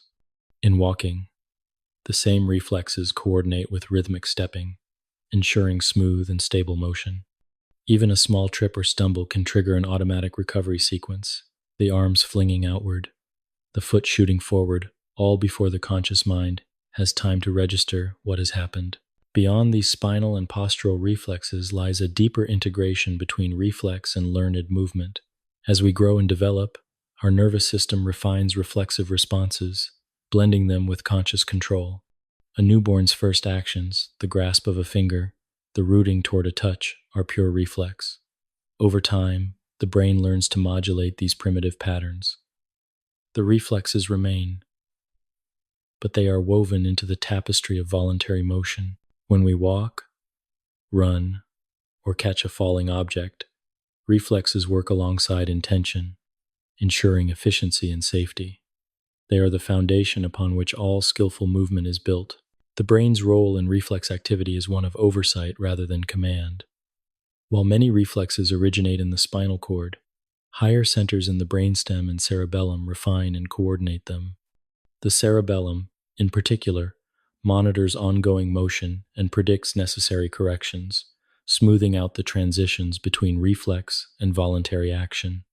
The result is movement that appears effortless, blending conscious intent with unconscious precision.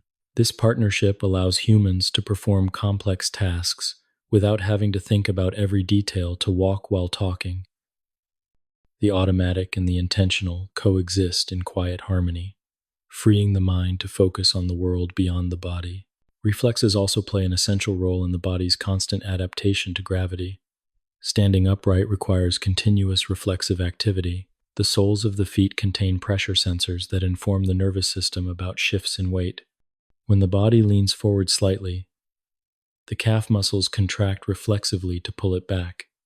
When it leans backward, the front of the legs respond in turn. This interplay maintains the body's center of gravity over its base of support, allowing upright posture to be sustained with minimal effort. The nervous system adjusts tension automatically, sometimes hundreds of times per second, preserving balance in a world that is never perfectly still. Even the act of breathing relies on reflexive coordination. The diaphragm and intercostal muscles contract rhythmically under the control of brainstem reflexes that monitor carbon dioxide levels in the blood. If levels rise, the reflex deepens the breath. If they fall, it slows the rhythm. This system ensures that oxygen and carbon dioxide remain in balance without conscious intervention. Similarly, reflexes regulate swallowing, blinking, and countless other actions that sustain life moment by moment. These automatic corrections, often unnoticed, form the background hum of existence, the body's constant effort to maintain equilibrium and continuity. When reflex pathways are disrupted by injury, disease, or fatigue, the body's harmony is disturbed. Movements that once felt effortless become uncertain. The reflexes that once protected begin to falter, and control must shift to conscious effort. Yet the nervous system possesses remarkable resilience. With time and repetition, new pathways can form, allowing recovery and adaptation. This capacity for repair is a testament to the living intelligence of the body, a reminder that even when reflexes fail, the potential for restoration endures. Reflexes are more than biological mechanisms. They are expressions of life's instinct to preserve and balance itself. They represent the body's wisdom, honed through evolution to protect and sustain. Each reflex, whether simple or complex, reveals the harmony between structure and function, between awareness and instinct. They are the unseen hands that steady us, the invisible guardians that move faster than fear, ensuring that the fragile balance of life is maintained through every challenge. When viewed closely, the boundary between reflex and awareness becomes softer than it appears. Many reflexes can be refined through practice and mindfulness. A seasoned athlete, for example, trains reflexes to respond with greater precision, transforming automatic reactions into artful control. In meditation or stillness, the awareness of subtle bodily sensations allows even reflexive responses to feel conscious. The breath deepening naturally, the posture aligning through ease rather than effort. This meeting of automatic intelligence and mindful presence embodies the full potential of human movement. Reflexes remind us that not all wisdom requires thought. They are the body's instinctive language of preservation and grace, working tirelessly behind the scenes to support every motion, every breath, every heartbeat. They reveal that life itself is not merely lived but continually maintained through endless adjustment, a choreography of protection unfolding in silence. In their swiftness and subtlety lies the essence of harmony, a balance so deep and immediate that it needs no awareness to exist.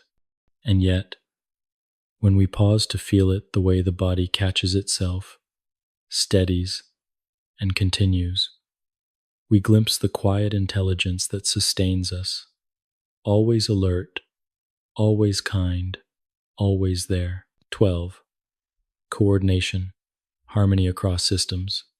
Within the living architecture of the human body, there is a constant symphony of motion, countless muscles contracting and relaxing, joints gliding, nerves firing, and senses communicating all at once. Yet what gives this complexity its beauty is not power or precision alone, but coordination. Coordination is the art of unity, the seamless blending of all bodily systems into a single, fluid expression of movement. It is what allows a step to flow into another, what steadies the hand as it reaches, and what lets the eyes, muscles, and mind work together in perfect synchrony. Without coordination, movement would be disjointed, effortful, and uncertain. With it, even the simplest action becomes graceful and efficient, as though the body and mind share a single rhythm. At its essence, coordination is the nervous system's ability to organize motion across different parts of the body. Every muscle has its role, but no movement is ever the work of one alone. To reach for an object, for example, requires a cascade of cooperative actions.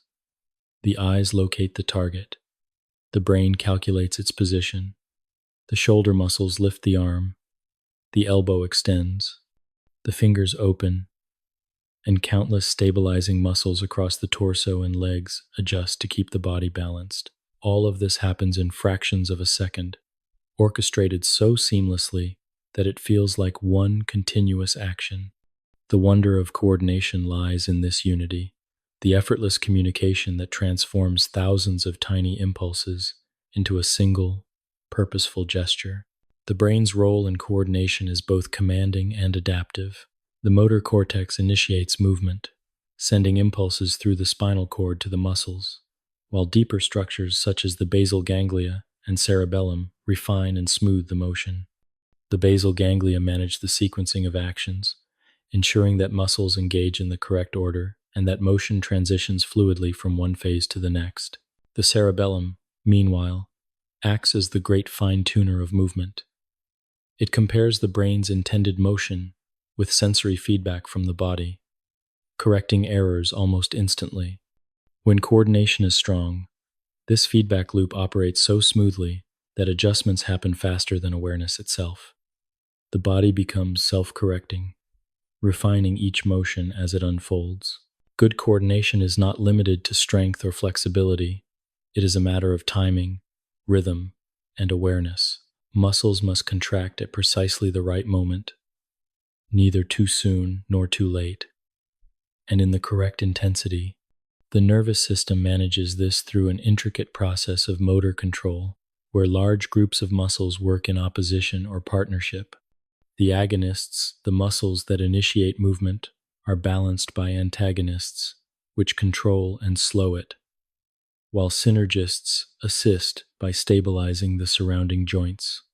The perfection of coordination lies in the delicate balance between these groups, allowing the body to move with ease rather than strain. The more refined this timing becomes, the less energy movement requires, and the more natural it feels. Coordination also depends on sensory integration, the ability of the body to interpret and combine information from multiple sources. The eyes provide spatial awareness.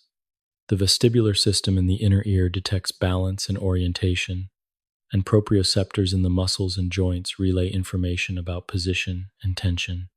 These senses communicate continuously with the brain, forming a complete map of the body in motion. When this sensory dialogue is clear, movement flows effortlessly. When it is disrupted, as in dizziness, fatigue, or distraction, coordination begins to falter. The body may hesitate, overcorrect, or lose balance, revealing how deeply perception and motion are intertwined. From the earliest stages of life, coordination develops through repetition and exploration. A child learns to crawl, then to walk, then to run, each new skill built upon thousands of small experiments in movement. At first, actions are unrefined, guided by instinct rather than precision. But with practice, the nervous system begins to recognize patterns, forming neural pathways that link intention to motion more efficiently. This process, known as motor learning, continues throughout life. The pianist's hands that glide effortlessly across the keys, the swimmer's body that moves in rhythmic waves through water, or the craftsman whose fingers perform complex tasks without thought, all are expressions of coordination refined through practice.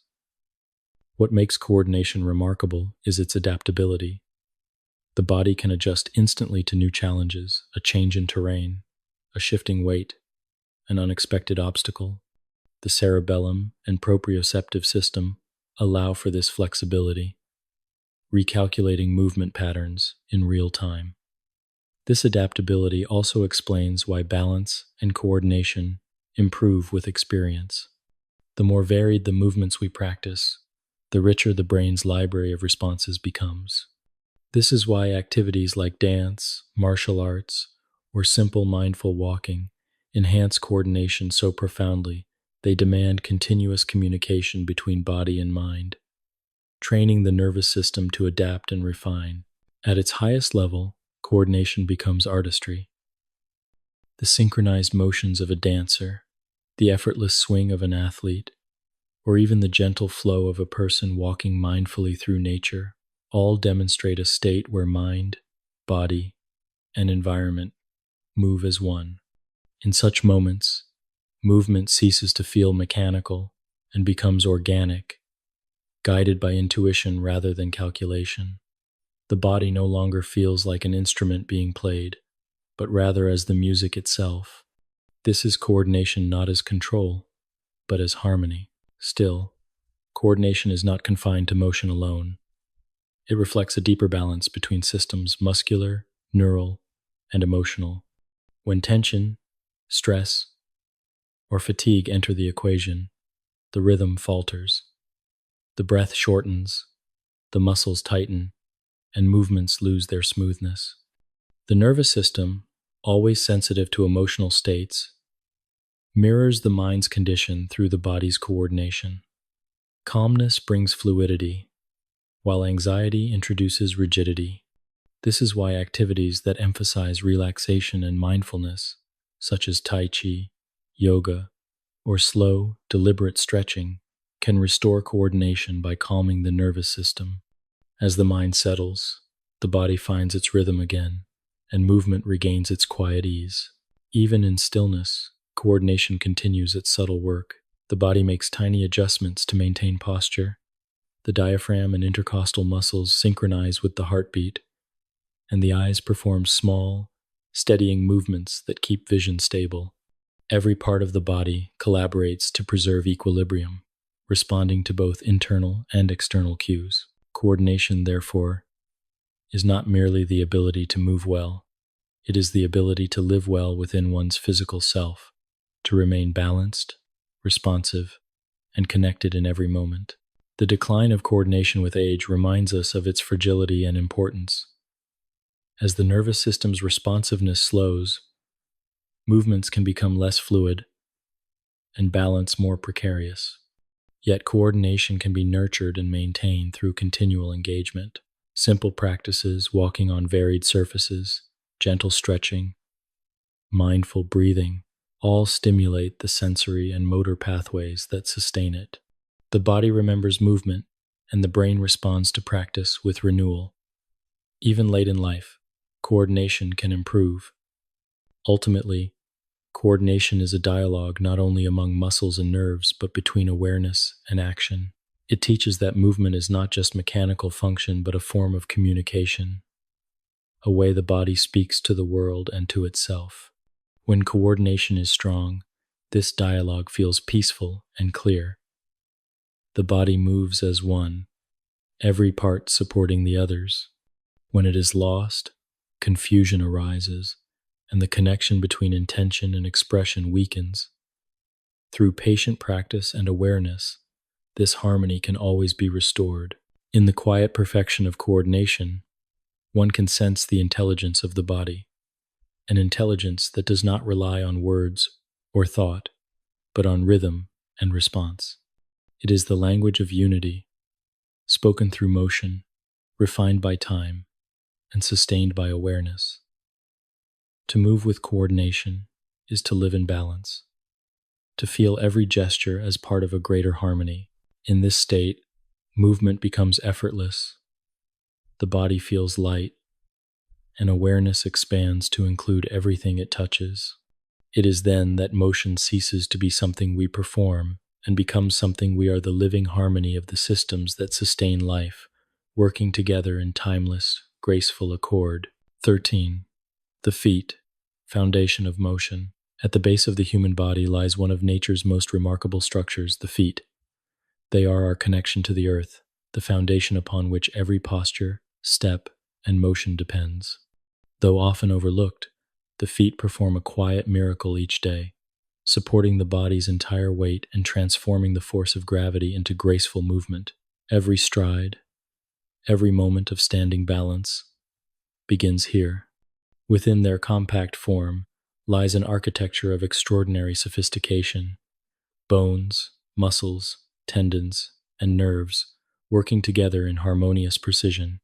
The feet are not simply supports. They are dynamic instruments of motion and sensation, shaping the way we move, balance, and even perceive the world beneath us. Each human foot contains 26 bones, 33 joints, and more than 100 muscles, tendons, and ligaments. Together, These components form an intricate mechanical system capable of both strength and delicacy. The bones of the foot can be divided into three regions: the hindfoot, the midfoot, and the forefoot, each contributing to stability and flexibility in its own way. The heel bone, or calcaneus, anchors the foot, bearing the initial impact when it strikes the ground. In front of it lies the talus, the bone that connects the foot to the leg through the ankle joint, allowing the foot to pivot and adapt to the surface beneath it. The midfoot, composed of smaller bones arranged like a bridge, forms the arches that give the foot its unique resilience. And the forefoot, with its long metatarsal bones and the toes, completes the structure, giving the body balance, propulsion, and fine control. These arches are among the most essential features of the human foot. They act like living springs, absorbing shock and storing energy with every step. When we walk, the arches compress under the body's weight and rebound as we push off, returning stored energy to propel us forward. There are three main arches: the medial and lateral longitudinal arches running along the length of the foot, and the transverse arch that spans across it. The medial arch, the highest of the three, is supported by strong ligaments and tendons that stretch and contract to maintain its shape. This curvature allows the foot to adapt to uneven terrain while cushioning each impact. Without these arches, walking would be a far harsher experience, every step sending vibrations up through the legs and spine. The arches transform motion into fluidity, turning impact into rhythm. The muscles of the foot play a subtler but equally vital role. Some lie deep within the foot itself, providing fine control for the toes and maintaining the arches. Others extend down from the leg, controlling the larger motions of the ankle and midfoot. The calf muscles, particularly the gastrocnemius and soleus, connect to the heel through the Achilles tendon, one of the strongest in the body. This tendon acts as a powerful elastic cord, allowing the heel to lift and push the body forward with each step. Smaller muscles within the foot adjust continuously, spreading the toes, stabilizing the arches, and fine-tuning balance. The coordination of these muscles allows the feet to respond instantly to shifting ground, transforming rigid bone into adaptable motion. The soles of the feet are also a rich field of sensation. Thousands of nerve endings lie just beneath the skin, providing constant feedback to the brain about pressure, texture, and temperature. This sensory information, known as plantar feedback, helps the body maintain balance and adjust posture. When we walk barefoot, the feet read the terrain like sensitive instruments, detecting the firmness of the ground, the incline, or the subtle shift of pebbles beneath the toes. This awareness travels upward through the nervous system, guiding every micro-adjustment in the legs and spine. In modern life, where shoes often dull these sensations, we lose much of this natural dialogue between the feet and the earth.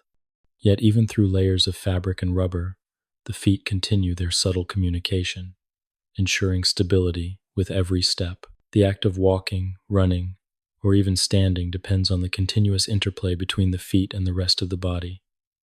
When the heel strikes the ground, shock waves travel upward through the bones. The arches flex, absorbing the force, while the ankles and knees adjust to distribute it evenly. As the body's weight shifts forward, the toes engage, providing propulsion for the next step. Throughout this process, the feet serve as translators between the solid world below and the living structure above. They adapt, cushion, and propel, working in concert with the muscles of the legs, hips, and core to keep the body balanced and in motion. Balance begins at the feet. They are the base of the body's center of gravity, adjusting constantly to maintain equilibrium.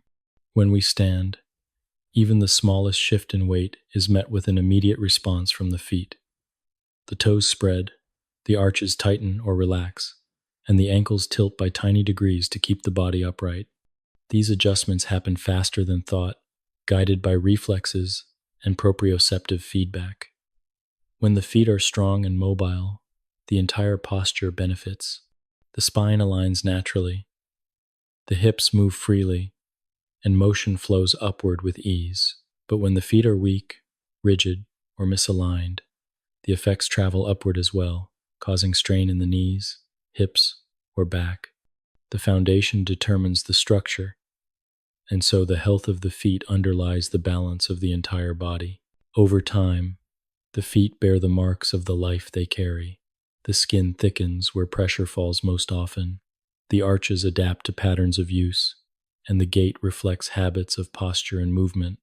Just as the hands tell stories of work and expression, the feet tell the story of journey. They record where we have walked across stone, soil, sand, and wood, carrying us through both the physical and symbolic landscapes of our lives. They are at once humble and sacred, forever in contact with the earth, yet lifting us toward motion and exploration. Across cultures, the feet have long held symbolic significance. In many traditions, they are considered points of grounding and humility, the place where human life meets the earth's energy. To touch or wash another's feet is seen as an act of respect, a gesture of care. The simple act of standing barefoot connects the body with the ground's natural electrical charge, a practice some call earthing. Whether viewed scientifically or spiritually, this contact reminds us that balance begins where we meet the world at the foundation of the body and the threshold between self and environment. The evolution of the human foot reveals its unique place in our story.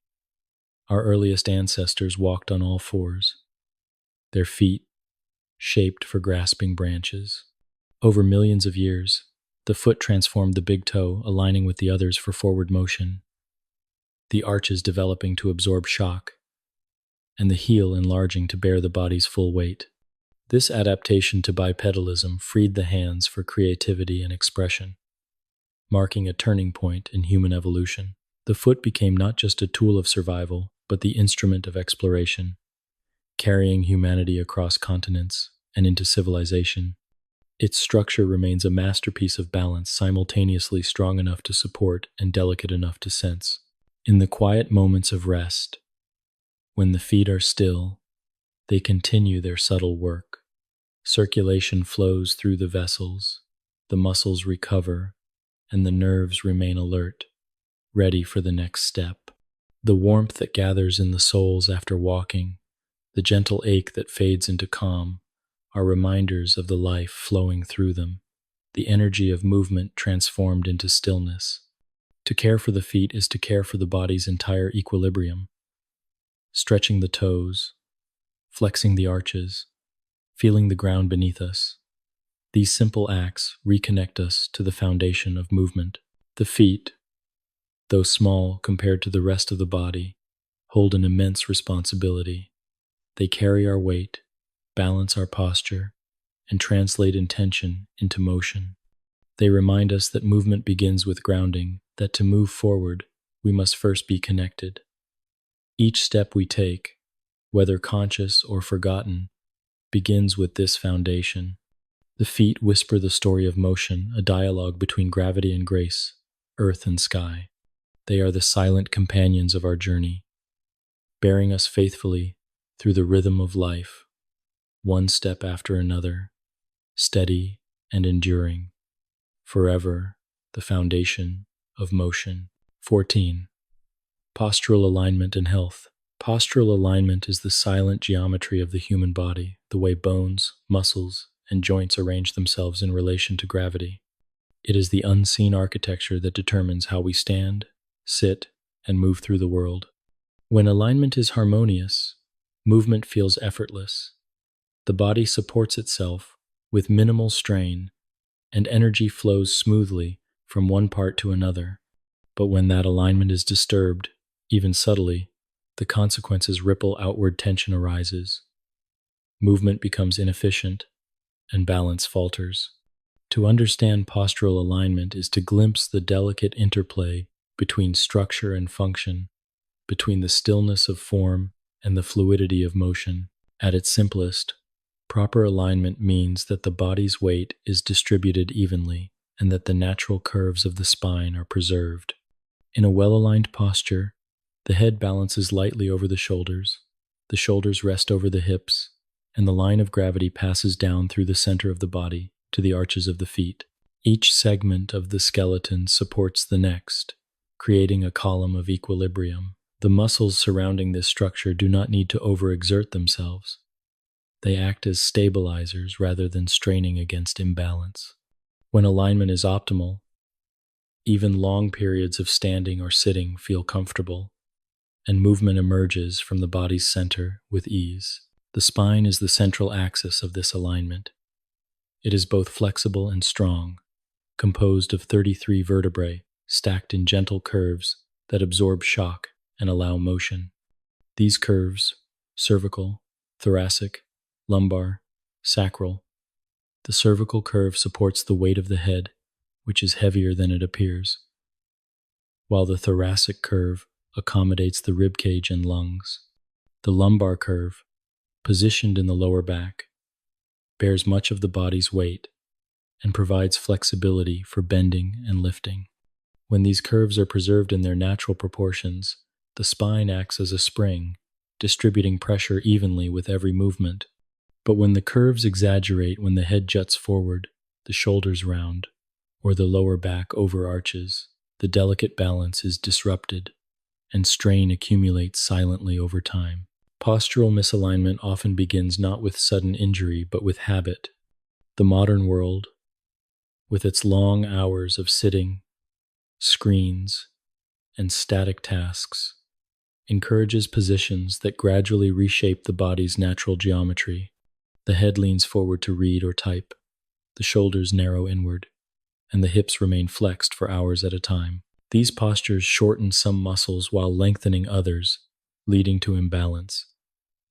The body adapts to these patterns, making them feel natural even as they create asymmetry.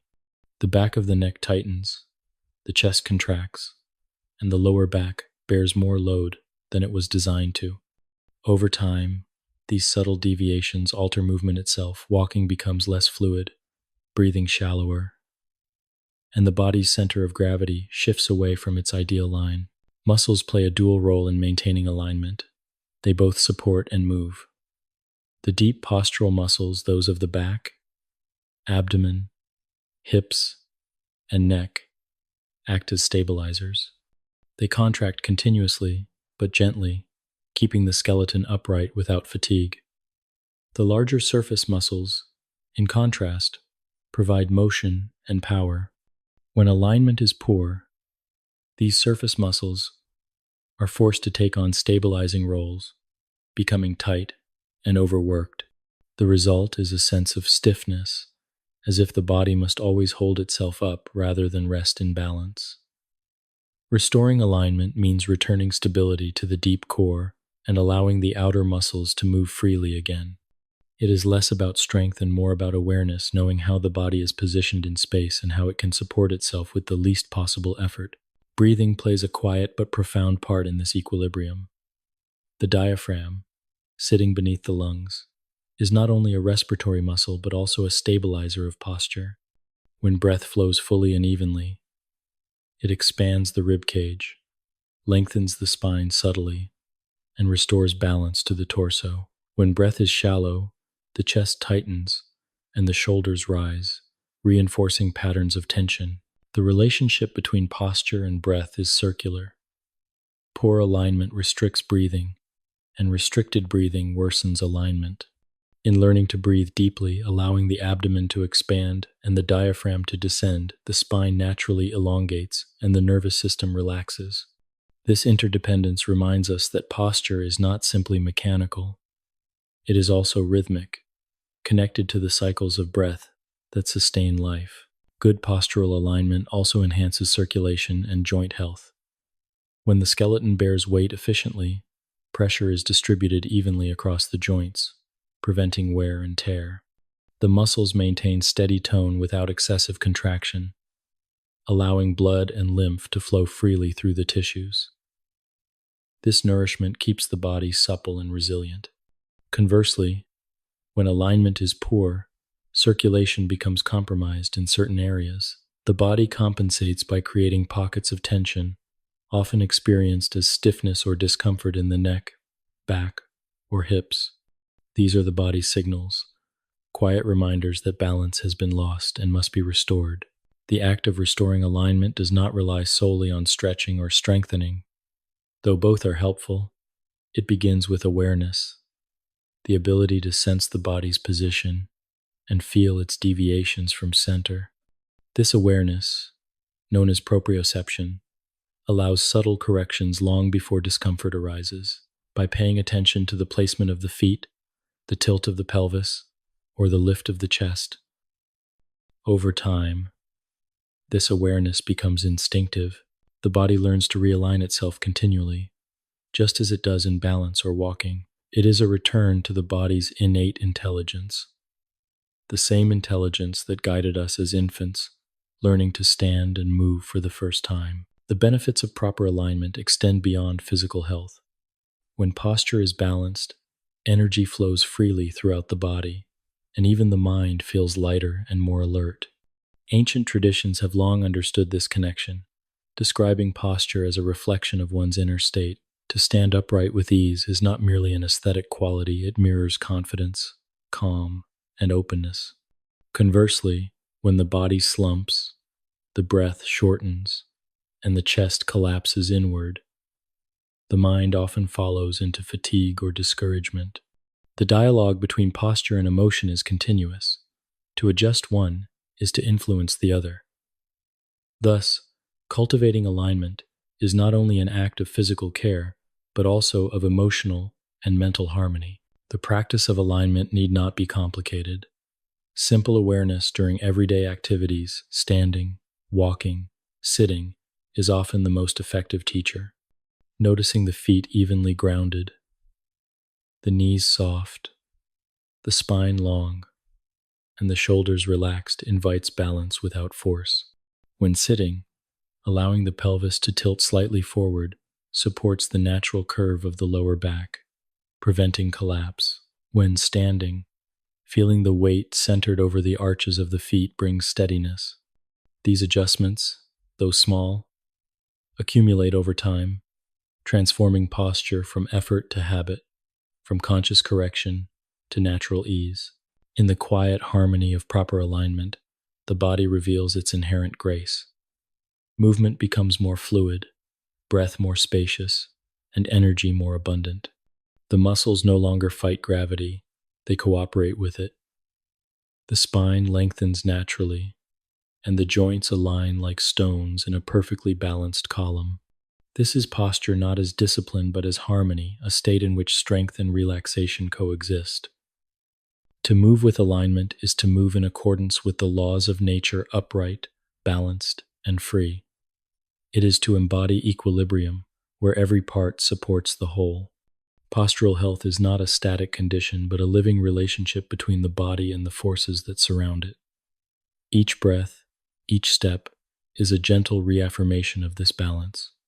In maintaining it, we find not only physical ease, but also a deeper sense of presence, an awareness that we are both grounded in the earth and lifted toward the sky, perfectly poised between stillness and motion. 15.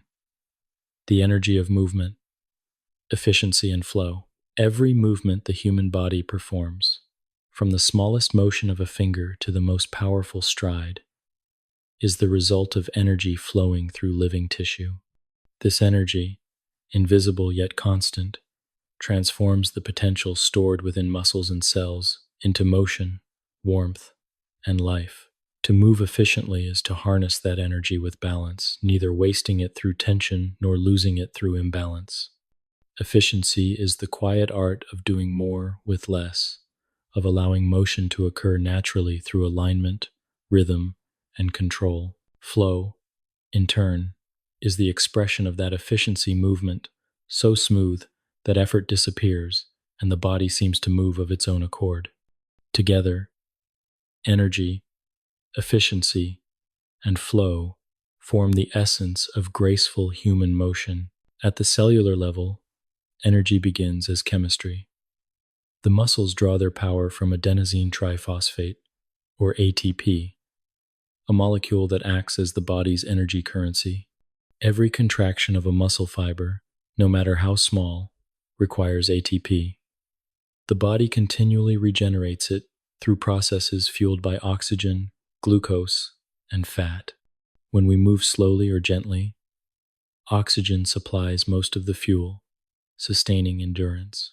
When movement becomes faster or more intense, the body taps into stored sugars, producing energy more quickly but less efficiently. This transformation from biochemical reaction to mechanical motion is one of life's most elegant processes. The warmth of the muscles, the steady beat of the heart, the rhythm of breath, all are reflections of energy in motion. Yet energy alone does not create efficiency. The human body is designed not only to produce energy, but also to use it wisely. When posture, balance, and coordination are aligned, the forces of motion distribute evenly throughout the body, minimizing strain. Each joint moves within its natural range. In this state, motion feels light and continuous, as though the body is carried forward rather than pushed. When alignment falters, however, energy is lost to unnecessary tension. Muscles that should remain relaxed engage defensively. Joints absorb more impact. The same effort then requires more energy, and fatigue follows. Thus, efficiency is not merely a matter of strength but of harmony, the ability to channel energy through the body's natural design without obstruction. The concept of flow emerges from this harmony. Flow is what happens when energy moves freely through the body, unbroken and uninterrupted. It is visible in the effortless gait of a skilled runner, the fluid gestures of a dancer, or even in the quiet grace of a person walking with awareness. In such moments, movement transcends mechanics and becomes expression the body, responding to gravity, rhythm, and intention with complete unity. Flow cannot be forced. It appears when effort dissolves into balance. The muscles work, but not strenuously. The breath synchronizes with motion, and awareness expands to include both the body and the surrounding space. In flow, there is no separation between action and awareness, only the gentle current of movement itself. To achieve this state of efficiency, the nervous system must act as a precise regulator of energy. It determines which muscles engage, how strongly they contract, and when they release. Through constant feedback from the senses, it refines movement with remarkable accuracy. When the body becomes tense or the mind distracted, this regulation loses clarity and energy disperses. But when awareness is calm, the nervous system coordinates motion seamlessly. The breath deepens, the heart finds rhythm, and muscles act in concert. The result is a sense of ease, the body's natural state when energy flows unhindered. Breath is central to the flow of energy. It bridges the physical and the subtle, supplying oxygen to the muscles while also influencing the rhythm of motion. Each inhalation brings expansion, each exhalation release. In efficient movement, breath and motion are inseparable. As the body moves forward, the lungs and diaphragm respond, synchronizing with each stride or gesture. In walking, for instance, the rhythm of the steps mirrors the cadence of breathing, creating a pattern that conserves energy and steadies the mind. Shallow or erratic breathing, on the other hand, disrupts this flow, leading to fatigue and tension. Deep, natural breathing restores the cycle, aligning the inner and outer motions into a unified rhythm. Flow also depends on the balance between stability and freedom. Too much rigidity, and energy becomes trapped. Too much looseness, and control is lost. The core muscles provide the center of stability, anchoring the body while allowing the limbs to move freely. This relationship between center and extension mirrors patterns found throughout nature, the still trunk of a tree supporting the motion of its branches, the calm sea beneath rippling waves. In the human body, this balance gives movement its effortless quality. The center holds firm, yet the outer parts move lightly, each motion supported by an underlying calm. The energy of movement is not limited to the physical domain. It also reflects the state of mind. When the mind is restless, motion becomes fragmented. The body rushes or hesitates, reacting rather than responding. When the mind is centered, movement becomes smooth, intuitive, and deliberate. This integration of mental and physical flow has been recognized across cultures. In martial arts, it is called the harmony of intent and form. In yoga, it is the unity of breath, body, and awareness. In modern science, it is the synchronization of neural patterns that optimize performance. All describe the same phenomenon, a state where the boundaries between thought and motion fade. Efficiency and flow are not achieved through force or ambition, but through sensitivity and awareness. To move efficiently is to listen to the body, to feel when effort becomes strain and when relaxation becomes collapse. The most skillful movers, whether athletes, artists, or simply those who move mindfully, cultivate this sensitivity. They know how to direct energy through the body's natural pathways, allowing it to circulate like a current rather than be spent all at once. This approach not only conserves energy but also prolongs vitality. The body remains supple, the joints resilient, and the mind calm. When energy flows freely, even ordinary movement becomes meditative. The act of walking, reaching, or breathing can feel like a kind of internal music, rhythmic, balanced, and deeply satisfying. In these moments, time seems to soften. The boundaries between movement and stillness blur, and life feels continuous, like a single unfolding breath. Flow reminds us that motion is not separate from rest, but an extension of it, just as a wave is never separate from the ocean that creates it. Energy efficiency also reflects the body's deep connection to the natural world. The human form evolved to move in harmony with gravity, wind, and terrain. When we walk across uneven ground, the feet and legs adapt naturally, absorbing and releasing energy in rhythmic cycles. When we breathe deeply in fresh air, the lungs expand fully, feeding oxygen to every cell. These interactions are not mechanical, they are ecological. The body is part of the environment's flow. To move efficiently, then, is to move in partnership with nature, to feel gravity not as an obstacle, but as an ally, to use the Earth's resistance as support. The ultimate expression of efficient movement is stillness that feels alive. When the body is in perfect alignment and the breath flows effortlessly, there is a sensation of quiet vitality, motion within stillness, energy without effort. This is not the absence of movement, but the culmination of it, where energy circulates internally. In this state, the body feels light, the mind serene, and awareness expansive.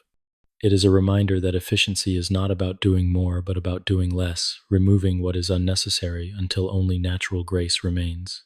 The energy of movement, when understood deeply, reveals that life itself is motion, the ceaseless exchange of energy between the inner and outer worlds. To move efficiently and with flow is to live in tune with that rhythm, to let energy pass through rather than resist it. In every step, every breath, the same truth unfolds. That vitality is not stored but shared, not forced but released. When movement becomes flow, effort dissolves into rhythm, and the body becomes what it has always been, a living expression of the balance between gravity and grace, energy and ease, motion and stillness. 16. The mind-body connection in movement. Every motion of the human body begins first as a thought, a spark of intention that travels through the nervous system and finds its expression in muscle and form. This connection between mind and body is the unseen thread that weaves together awareness and action, thought and motion, stillness and energy. It is one of the most extraordinary aspects of human existence, for it unites the intangible realm of consciousness with the tangible world of flesh and movement. To understand this connection is to understand how we move, how we feel, and ultimately how we live within our own bodies. It is the harmony between inner intention and outer expression, a partnership so seamless that, when in balance, it feels as though the body thinks and the mind moves. The mind-body connection begins with awareness. Every action, whether deliberate or reflexive, originates from perception. The senses gather information from the environment: light, sound, touch, balance, and the mind interprets this data, creating an image of the world and our place within it. This awareness allows the brain to decide how to respond, setting the body in motion. When it is distracted or anxious, movement becomes uncertain, and coordination falters. This interplay between mental state and physical expression reveals that the body is not merely a vessel but an extension of thought itself.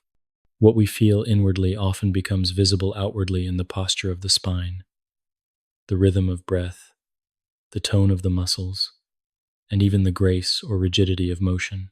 The nervous system acts as the bridge between these two realms. Electrical signals, born from thought, travel through the spinal cord and into the muscles, transforming mental intention into physical action. At the same time, sensory feedback flows upward, informing the mind of the body's position, pressure, and movement. This continuous two-way communication forms the foundation of all coordination. The mind does not merely command the body, it listens to it. Every movement is a conversation, the brain proposing action, the body responding, and the senses refining that response through feedback. The result is the smooth, adaptable motion that characterizes living beings. This dialogue between body and mind is not limited to movement alone. When the body is tense, the mind often mirrors that tension. When the body relaxes, the mind softens. A hunched posture can evoke feelings of fatigue or discouragement, while an open chest and lifted spine can create calm alertness. These physical states influence the flow of energy and emotion, reminding us that body and mind are not separate entities, but aspects of one living whole. The ancient understanding of this relationship appears in many cultures, from the meditative practices of yoga and tai chi to the philosophies of stoicism and mindfulness, all of which teach that awareness of the body cultivates awareness of the self. Breath is the most direct bridge between the two. Though it is automatic, it is also under voluntary control, linking the conscious and subconscious realms. When the mind becomes restless, the breath quickens. When calm returns, the breath slows. Conversely, by controlling the breath, deepening, lengthening, and softening it, we can quiet the nervous system and bring the mind into balance. In movement, breath provides rhythm and continuity. A steady inhale and exhale synchronize with the body's cycles of effort and release, creating a natural flow. This unity of breath, body, and awareness lies at the heart of many meditative movement traditions. It teaches that true control is not force but harmony, the ability to align inner rhythm with outer motion. Modern neuroscience supports this ancient wisdom. Studies show that areas of the brain responsible for physical coordination overlap with those involved in emotional regulation and decision-making. When we move mindfully, paying attention to posture, breath, and sensation, neural networks strengthen in both cognitive and emotional centers.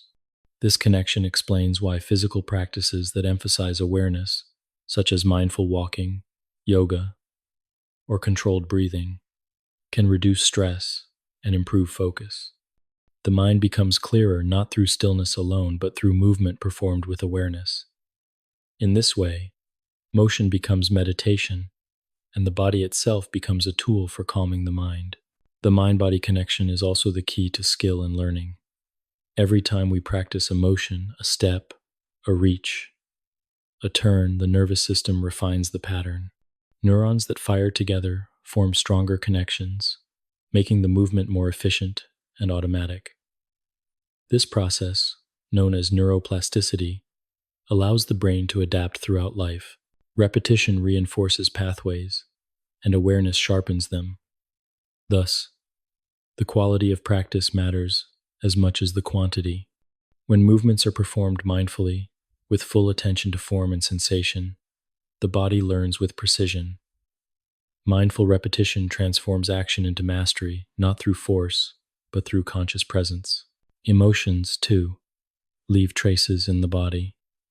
Fear may tighten the shoulders or restrict breath. Anxiety may quicken the heart or cause restlessness in the limbs. Joy, by contrast, often expands posture, softens the face, and releases tension. The nervous system does not distinguish between emotional and physical signals. Both travel through the same pathways and influence each other constantly. Recognizing this relationship allows for healing and resilience. By working with the body through movement, breath, and posture, we can ease the patterns of the mind. A relaxed jaw can calm thought. A steady breath can quiet worry.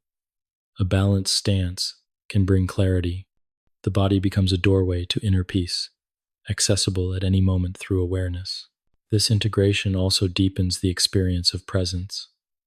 When the mind drifts into past or future, movement becomes mechanical, disconnected from awareness. But when attention returns to the body, to the sensation of the feet on the ground, in this state, movement feels alive, vivid, and real. Each step, each gesture becomes a point of focus, grounding the mind in the immediacy of experience. This is the essence of mindfulness in motion, not to change the body, but to inhabit it fully, to feel life as it unfolds with every breath and every movement. The unity of mind and body also underlies creativity. When thought flows into motion without interruption, expression becomes pure. A dancer's graceful sequence, an artist's steady hand, a musician's seamless performance. In these moments, awareness expands beyond self-consciousness. The mind no longer directs, it participates. The body moves as if guided by intuition rather than effort, and time itself seems to dissolve. Psychologists call this state flow, yet it is the same ancient concept described in meditation and philosophy, the merging of action and awareness into one. It is not achieved through striving, but through letting go, allowing the body's intelligence to act in harmony with the mind's intention. In daily life, cultivating the mind-body connection brings subtle yet profound benefits. Standing with awareness improves posture. Walking with attention restores balance. Breathing consciously relieves stress. These simple acts remind us that mindfulness is not confined to stillness or meditation cushions, but is present in every movement we make. The way we sit, stand, and move becomes an expression of our state of being. To move mindfully is to live mindfully. Ultimately, the mind-body connection is a relationship of trust, the mind trusting the body's wisdom, and the body trusting the mind's clarity. Movement becomes effortless, thought becomes focused, and presence deepens. The boundary between inner and outer begins to fade, revealing the truth that they were never separate. The body is the mind made visible. The mind is the body made aware. To move in this state is to experience wholeness, a unity that transcends the mechanical and the mental. It is to feel, within every step and breath, the complete harmony of being alive.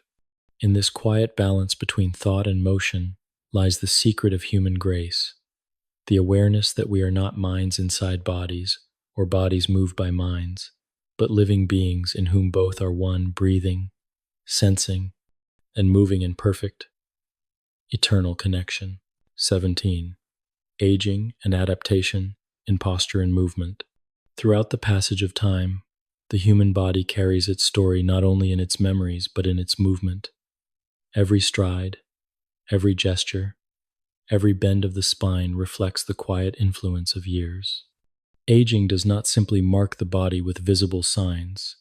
It reshapes the internal rhythm of motion, balance, and posture. Yet this process is not one of inevitable decline. It is one of adaptation.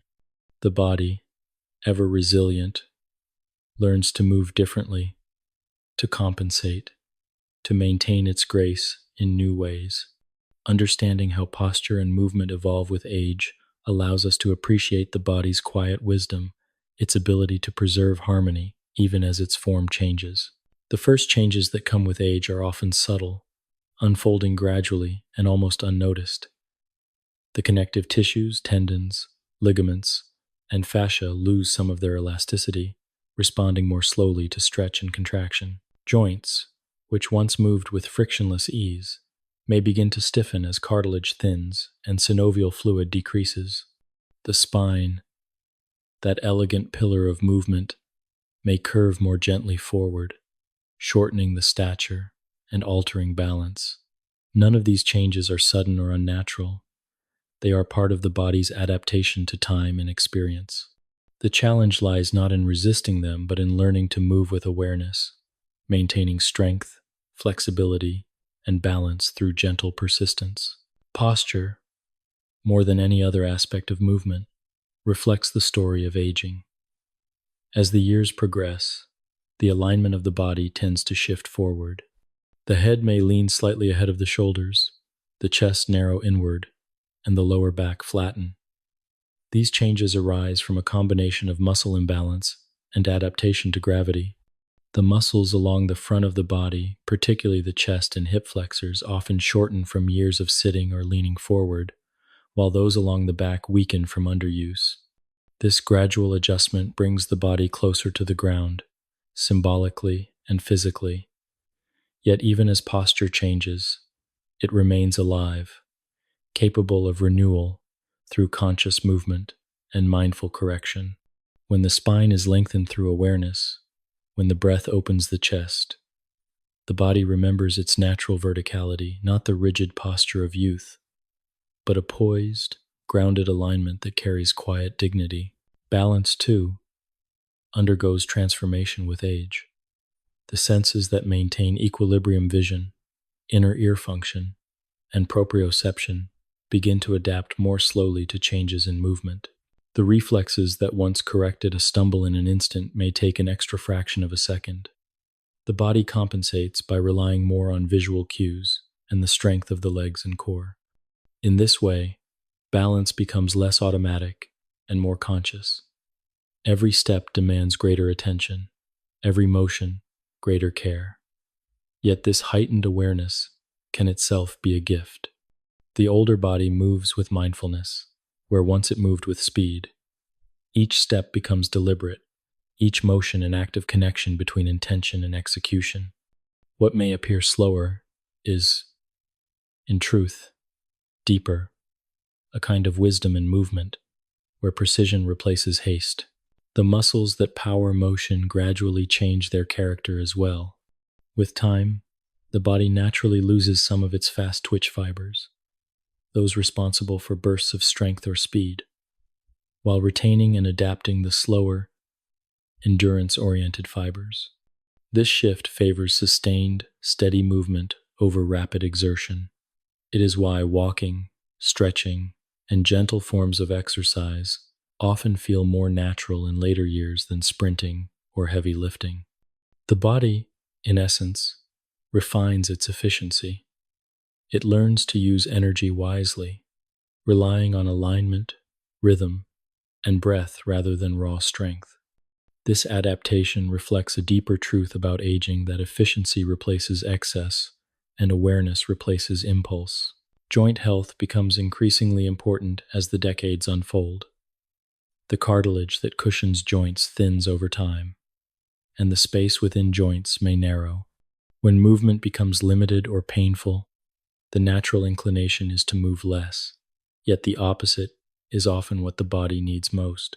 Gentle, regular motion circulates synovial fluid, nourishes cartilage, and keeps tissues supple. Movement acts like a conversation between the bones, a way of keeping communication alive. When we stop moving, that conversation quiets, and stiffness takes hold.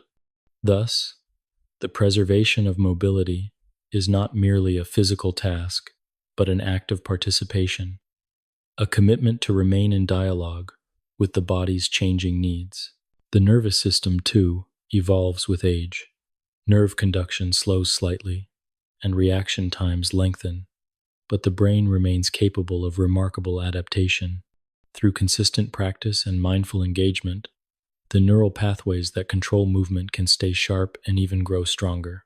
This plasticity of the nervous system means that it is never too late to refine balance, coordination, and posture. Activities that challenge the mind and body together, such as dancing, yoga, or Tai Chi, stimulate both systems at once. These movements, performed slowly and attentively, strengthen not only muscles but also confidence in motion. They reinforce the bond between thought and action, keeping the mind alert and the body responsive. Breathing also changes subtly with age. The rib cage becomes less flexible, the diaphragm less responsive, and the lungs slightly less elastic. As a result, breathing may grow shallower, contributing to fatigue and tension, but the breath, like posture, can be retrained through awareness. Deep, rhythmic breathing expands the chest, stretches the spine, and oxygenates the body, restoring vitality. It also calms the nervous system, reducing the muscular tension that often accompanies aging. The simple act of breathing deeply, feeling the chest lift, the ribs widen, and the spine lengthen reawakens the inner rhythm of life. In many ways, breathing becomes the bridge that maintains the harmony between body and mind throughout the years. The emotional dimension of movement deepens with time. Youth often moves from instinct. Age moves from awareness. The older body understands its limits, but also its strengths, its ability to sustain, to adapt, to endure. There is a serenity that comes with this knowledge, a rhythm of movement that reflects experience rather than impulse. The gestures of age carry meaning.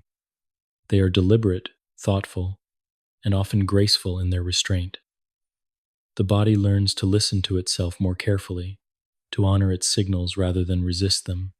This listening becomes a form of wisdom, a dialogue between endurance and acceptance.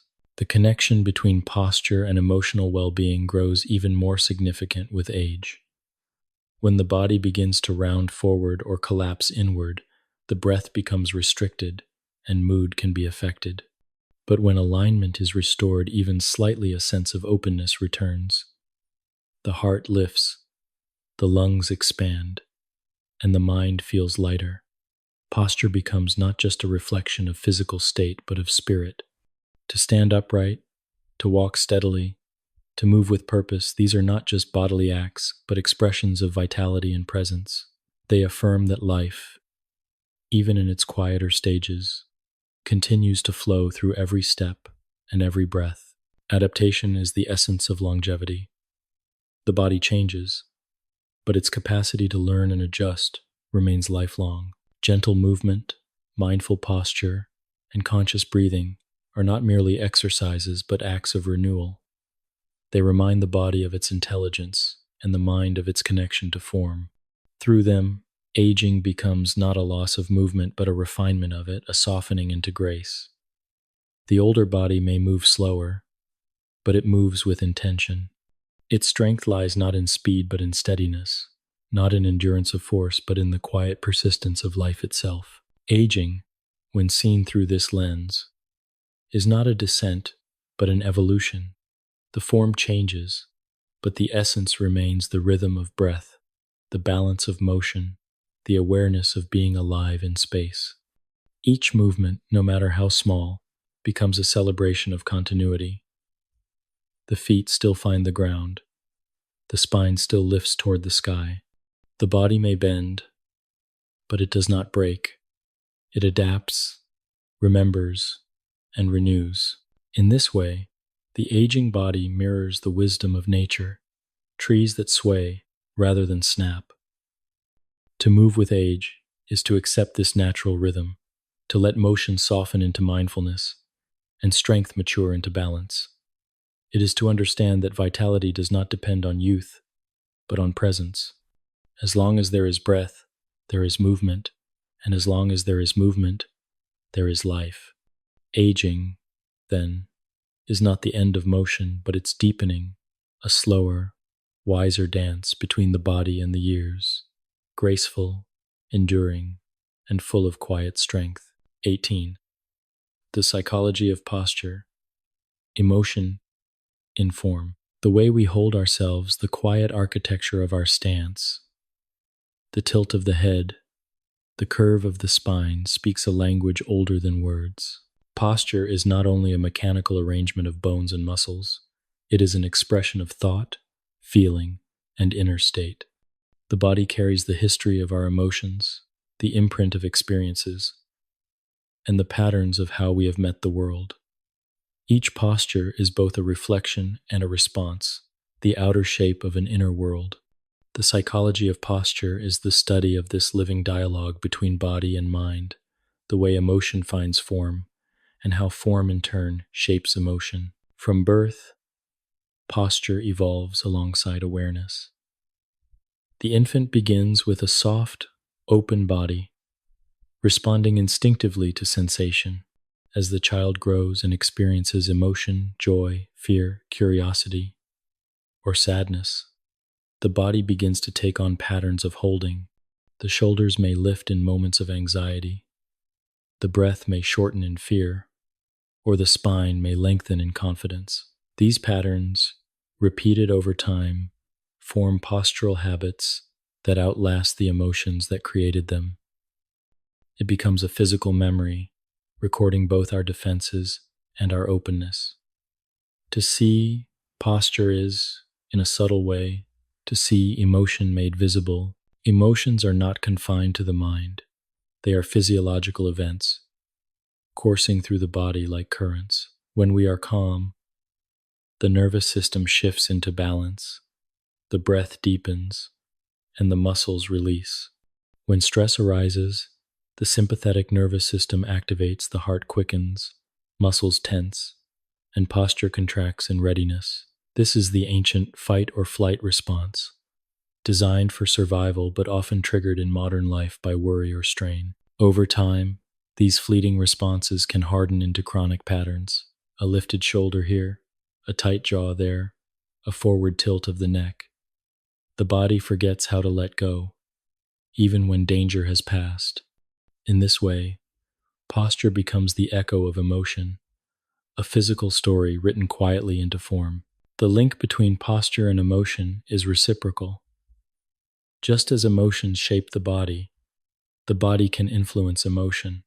Studies in psychology and physiology have shown that standing tall, opening the chest, and breathing deeply can shift the nervous system toward calm and confidence. When posture opens, mood often follows. The body, in essence, teaches the mind. This principle is both ancient and modern. Philosophical traditions have long recognized that the way we carry ourselves shapes how we feel.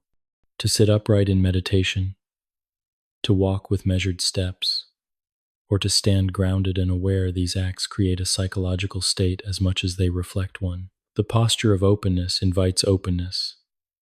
The posture of tension invites tension. In daily life, posture acts as a mirror of the moment. When sadness weighs upon us, the chest closes, the shoulders curl inward, and the breath becomes shallow. When joy arises, the spine lengthens, the heart lifts, and the face softens. These expressions are universal, transcending culture and language. Even across species, posture conveys emotion, a confident stance in a lion, a cautious hunch in a bird. The human body, complex as it is, retains this primal vocabulary. It communicates silently to others and, more subtly, to ourselves. The simple act of straightening the spine or relaxing the shoulders can shift the emotional tone of a moment. Through posture, we are continually shaping our own inner experience. There is also a social dimension to posture.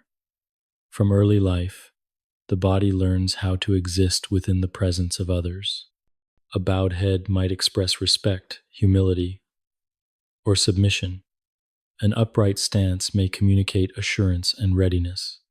These meanings are not consciously chosen, they are instinctive, guided by deep layers of social and emotional intelligence. Over time, These postures become part of identity. Some people carry openness, others defensiveness. Some lead with the chest, others hide behind a protective curve of the spine. These forms are not judgments, but adaptations, ways the body has learned to navigate its environment. They reveal the story of how we have learned to belong, to protect, to connect, and to endure. The posture of fear or withdrawal often centers around the core and shoulders. The muscles contract inward to shield the vulnerable chest, where the heart and lungs reside. The head tilts slightly downward, limiting exposure and minimizing the body's visible presence. This reaction once served survival to hide, to brace against harm, yet when it becomes habitual, it limits breath, confidence, and openness. Conversely, a posture of confidence expands outward. The shoulders ease back, the chest broadens, and the spine lengthens upward. The body no longer braces but trusts its environment. This expansion not only changes appearance but alters physiology, improving oxygen flow, reducing stress hormones, and enhancing feelings of stability. Thus, posture is not only a reflection of safety or fear, but a means to cultivate one or the other. Breath, once again, serves as the connecting thread between emotion and form. When the body contracts in anxiety, breathing becomes shallow and high in the chest. The diaphragm tightens, restricting the flow of air, and the nervous system interprets this as a signal of tension. When breath deepens, however, it spreads calm throughout the system. The diaphragm moves freely, the rib cage expands, and the spine subtly lengthens with each inhale. In this state, posture naturally opens and emotion settles. Breath, therefore, can be seen as both cause and effect shaping posture while responding to it. The act of breathing consciously is an act of emotional realignment, an invitation for the body and mind to return to balance. Awareness of posture is a form of self-understanding. When we pause to notice how we sit, stand, or walk, we glimpse the silent habits that accompany our thoughts and moods. We might discover that tension gathers in the neck when concentrating, or that the shoulders lift subtly when feeling uncertain. This observation need not bring judgment, only curiosity. To notice is to begin the process of change. When awareness enters, rigidity softens. The body learns that it can release, that it no longer needs to guard against invisible threats. Gradually, posture shifts from unconscious reaction to conscious expression. This transformation does not happen suddenly, but through patient listening, a dialogue between sensation and awareness, feeling and release. Healing through posture begins with this awareness. When the spine realigns and the breath deepens, emotion often follows. Tears may arise, laughter may surface, or quiet calm may unfold. The body remembers what the mind has long carried, and through posture, it finds release. This is why movement practices that emphasize alignment and mindfulness often feel emotionally liberating. They restore communication between form and feeling, allowing old patterns to dissolve gently.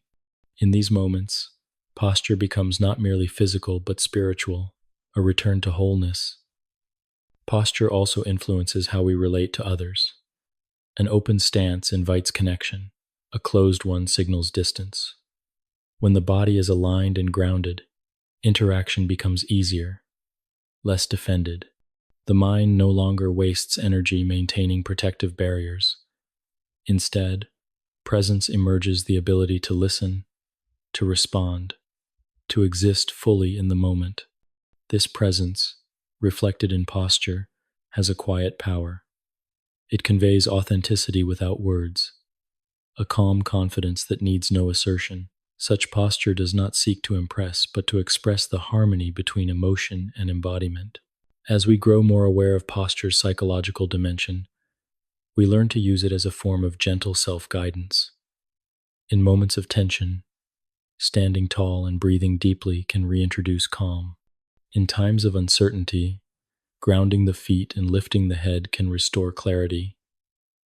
It reminds us that the mind and body are not separate instruments, but one continuous field of awareness.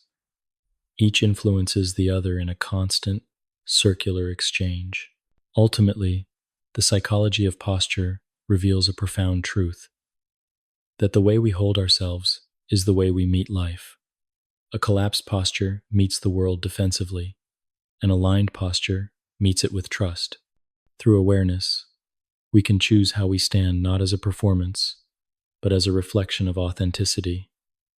Posture is, in its quiet way, a form of meditation, a gesture of being awake within the body.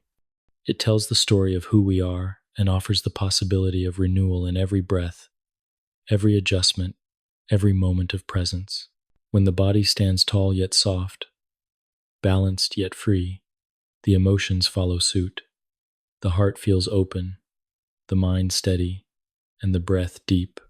This is posture not as rigidity, but as serenity, the natural alignment of body and spirit. It is the outer shape of inner harmony, the silent expression of peace in form.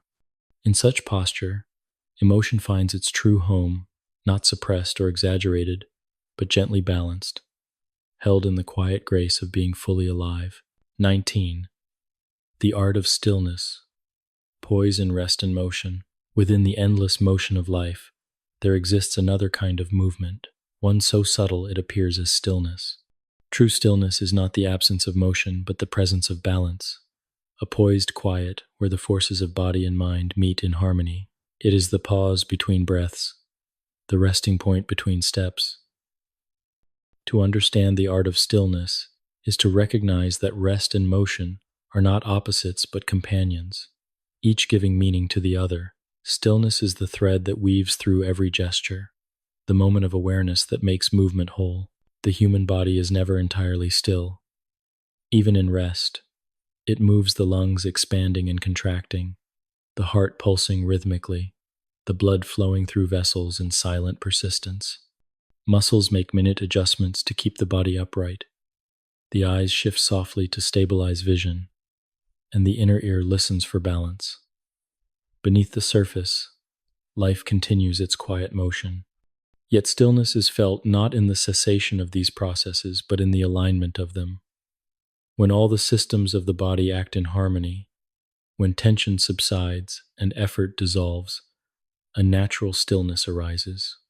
It is the stillness of ease, not immobility, a state where energy flows freely without disturbance. This state can be observed in the poise of those who move with grace, dancers, martial artists, or those simply walking with awareness. Between every motion lies a point of stillness, a fraction of calm that anchors the next movement. This poise gives motion its fluidity, transforming effort into elegance.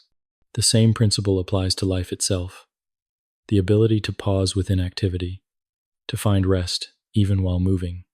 Stillness, in this sense, is not withdrawal, but equilibrium.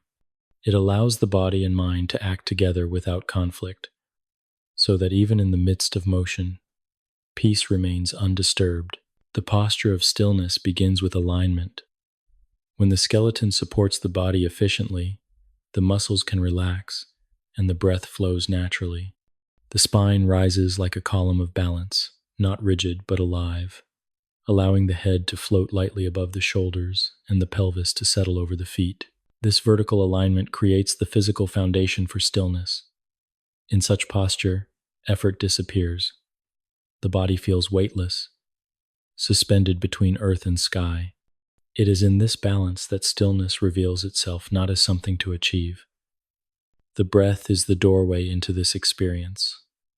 In moments of tension, breath becomes shallow and uneven, mirroring the restlessness of the mind. But when breath slows, it anchors awareness in the present. Inhalation lifts and expands. Exhalation releases and grounds. With each cycle, the body and mind find rhythm together, and stillness grows between the breaths. This stillness is not empty but full of presence, of quiet vitality. It is in these spaces between inhalation and exhalation that we encounter the essence of poise. The body rests, the mind watches, and for a moment, all movement is one continuous flow of life. To cultivate stillness in movement requires awareness rather than effort. True stillness comes from letting go, from allowing the body to settle into its natural balance. When walking, it may be felt in the steady rhythm of steps, in the moment when one foot rests before the next rises. When sitting, it appears as the quiet elongation of the spine, the steady pulse of breath, the subtle grounding through the seat and feet. Stillness is found not by stopping motion, but by resting within it, by being fully present in each unfolding moment. Stillness also exists in the mind. Thoughts, like movements, come and go, arising and fading in continuous rhythm. The mind in stillness does not suppress thought. It simply does not chase it. Awareness observes gently, without judgment, allowing thoughts to pass like clouds across a calm sky. This mental stillness, paired with physical poise, creates a state of deep harmony. The nervous system calms, muscles release unnecessary tension, and energy redistributes evenly throughout the body. It is a state of profound restfulness in which one feels awake yet tranquil, a living stillness that refreshes both body and spirit. In many traditions, this union of stillness and motion is considered a path to wisdom. In Tai Chi, every movement begins and ends in quiet balance, the body moving like water guided by awareness. In yoga, the stillness of a posture is not rigidity but stability, an inward peace held within the motion of breath. In meditation, the still body becomes a mirror for the mind, reflecting stillness until awareness and form dissolve into one. Across these practices, the principle remains the same, that stillness is not found by escaping movement, but by inhabiting it fully, by being present enough to sense the calm beneath all change. Stillness is also essential to recovery and renewal. The body cannot remain in constant motion without rest. It needs periods of quiet to restore its internal balance. In stillness, tissues repair, energy replenishes, and the nervous system resets its rhythm. This is why deep rest feels so healing. It is not idleness, but the body's way of returning to harmony. The modern world often prizes motion, productivity, and speed. Yet nature teaches the necessity of pause. The tides recede before they rise again, and even the heart alternates between contraction and rest. The same principle applies to human movement. Without stillness, motion loses its grace. Without rest, vitality fades. Psychologically, the art of stillness offers a sanctuary within the noise of thought. When we pause, even for a moment, awareness deepens. We begin to feel the subtleties of the body, the gentle sway of balance, the rhythm of breath, the warmth of presence. This awareness brings calm not by removing activity, but by uniting it. The body no longer feels divided between effort and ease, intention and relaxation. It becomes a single, integrated whole. In such a state, even simple actions, lifting a cup, taking a step, exhaling, feel complete. Every motion carries its own stillness, every pause its own quiet life. Stillness, then, is not an escape from the world, but a way of being within it. When we move from stillness, our actions become deliberate and harmonious. When we rest in stillness, our awareness expands beyond the body, touching the subtle rhythm that connects all life. In this way, stillness is not passive but deeply alive, the essence of balance between effort and surrender. To embody stillness is to experience freedom from tension and resistance. The body feels both anchored and light, the breath effortless, the mind vast and clear. In this space, we sense the unity between motion and rest, that every gesture contains a pause, every breath a moment of quiet between tides. The art of stillness is, ultimately, the art of presence, the ability to dwell fully in what is, without striving or withdrawal. It is the meeting point of movement and awareness, where doing and being become one. In the silence of stillness, we discover that the body's natural state is not chaos, but harmony. Beneath all motion lies this steady rhythm, the pulse of life itself, calm yet constant. When we move from this stillness, the body becomes graceful. When we live from it, the mind becomes peaceful. It is here, in the quiet balance between motion and rest, that we encounter the true essence of poise, a serenity that endures through change, a calm that moves with life, the still heart of movement itself. 20. The gentle intelligence of the moving body. In every breath, in every quiet shift of weight, the body reveals an intelligence that is older than thought. Beneath the noise of the world and the chatter of the mind, the body moves with a wisdom that has evolved through millennia, an elegant system of rhythm, adaptation, and balance. It is an intelligence that does not speak in words, but in sensations, pulses, and quiet adjustments. To observe it is to witness the harmony of life itself, working in perfect silence. The gentle intelligence of the moving body is not about calculation or command. It is about awareness, cooperation, and the deep instinct of survival transformed into grace. When we move, the body orchestrates an astonishing complexity of actions without the slightest conscious effort. Muscles contract and release in precise patterns. Bones shift to absorb and redirect forces. The breath adjusts to sustain rhythm, and the nervous system sends millions of signals in perfect sequence. Yet to the conscious mind, it all feels simple, effortless, as though motion happens by itself. This is the miracle of embodied intelligence, the ability to organize and balance thousands of processes in a single, seamless act.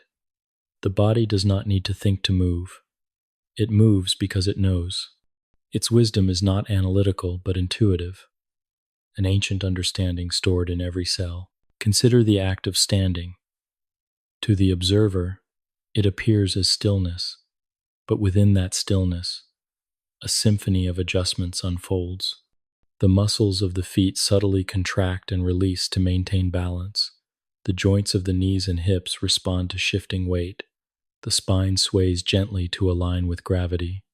Even the smallest breeze or the faintest turn of the head triggers a cascade of reflexes that keep the body poised. All of this occurs without conscious thought. The body knows what to do because it remembers not as a mental memory, but as a lived pattern, refined through years of movement and adaptation. This kind of knowing is pure intelligence in motion. Walking, too, demonstrates this quiet genius. With each step, the body performs a delicate balancing act. The heel strikes, absorbing impact. The foot rolls forward, transferring weight. The opposite leg swings ahead, preparing for the next stride. The spine rotates slightly, the arms counterbalance, and the eyes stabilize the horizon. The body calculates trajectory, momentum, and equilibrium without hesitation, moment after moment, stride after stride.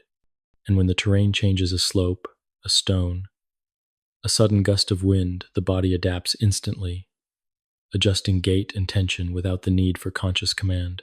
In this fluid responsiveness lies the body's intelligence, its ability to remain stable within motion, aware within change. This intelligence extends beyond movement into sensation and perception. The skin, the body's largest organ, constantly communicates with the world, sensing pressure, warmth, texture, and vibration. Muscles and joints send messages of position and resistance, informing the brain of how the body occupies space. The vestibular system, hidden deep within the inner ear, senses gravity and motion, guiding balance. These sensory streams converge into a unified awareness, allowing us to move gracefully through an ever-changing environment. The mind could never process such data in real time, yet the body does so effortlessly. It is not just a physical mechanism, but a living intelligence, responding with precision and care to every moment's demand. The body's wisdom also reveals itself in healing. When injury or fatigue occurs, the body begins to restore itself with quiet diligence. Blood vessels expand to deliver nutrients, cells multiply to repair tissue, and the immune system orchestrates protection and renewal. Even at rest, these processes continue the gentle pulse of recovery that never ceases. This self-correcting nature of the body reflects its deep intelligence, an instinct not only to survive but to restore harmony. When we rest, sleep, or simply breathe deeply, we give space for this intelligence to work, to heal what strain and time may have disturbed. The gentle intelligence of the body does not belong only to the physical. It also extends into the emotional and the subtle. The body senses before the mind understands. A tightening of the stomach, a quickening of the pulse, a deep sigh. These are the body's ways of perceiving emotion and communicating it. Joy lifts the chest. Sorrow weighs it down. Anxiety contracts the muscles. Calm releases them. The body reflects emotion faithfully and responds with equal honesty. When we learn to listen to these signals, we reconnect with the body's intuitive language, a wisdom that does not explain, but simply reveals. In this way, the body becomes a teacher, guiding the mind toward awareness and balance. Too often, modern life separates us from this natural intelligence. We live in a world of constant stimulation and abstract thought, often forgetting the quiet voice of the body beneath it all. We override fatigue, suppress discomfort, and treat stillness as idleness. Yet the body continues to guide us gently, through whispers of tension or relief, through the rhythm of breath and the pulse of life. When we begin to listen again, when we slow down enough to feel the subtle messages of posture, breath, and balance, we rediscover this innate intelligence. It is not something we must create. It is something we must remember. The body's intelligence is not rigid or linear. It is adaptive, fluid, and deeply interconnected. When one system falters, another compensates. When we lose balance, the muscles and senses collaborate to restore it. This adaptability is not mere survival. It is the essence of living wisdom, the ability to harmonize with change. The body does not resist life's shifts. It bends without breaking, rests when needed, and renews itself through movement. This resilience mirrors nature itself, the tree that sways in wind, the river that reshapes its course, yet continues its flow. The human body is an expression of these same principles, a microcosm of the greater intelligence that governs life. To move in harmony with this intelligence is to experience ease, the state where effort and grace meet. In such movement, we do not command the body, we cooperate with it. The mind quiets, the breath deepens, and motion becomes natural, unforced. This cooperation transforms even the simplest actions into moments of beauty. A slow walk, a gentle stretch, a deep inhalation. The body becomes not an instrument to control, but a partner to understand. It does not require perfection, only attention. The more we listen, the more it reveals. The rhythm of balance, the timing of breath, the subtle joy of motion itself. When we begin to trust this intelligence, we find that the body carries a profound sense of peace.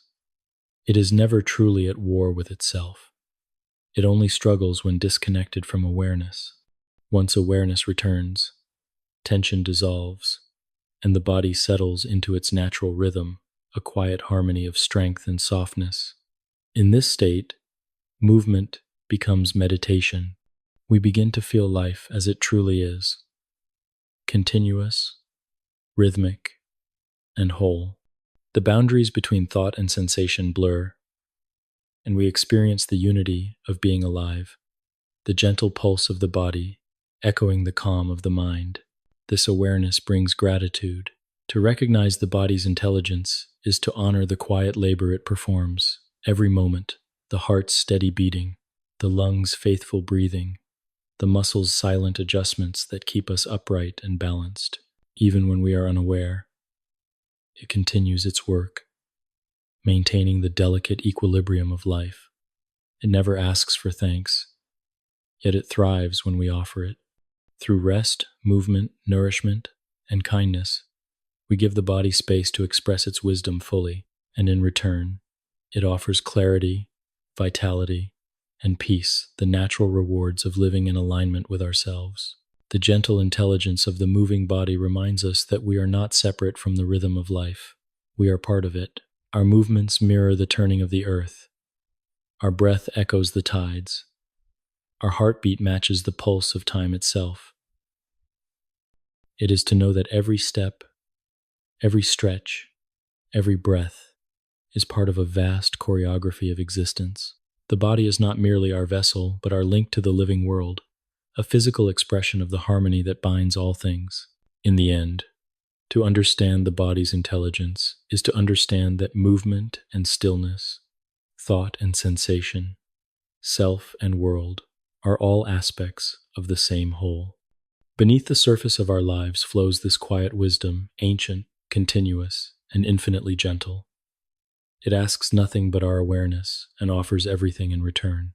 In every motion, from the smallest breath to the grandest gesture, it speaks the same truth, that life itself is balance, that harmony is our nature, and that within the quiet intelligence of the moving body lies the serenity of being fully, beautifully alive.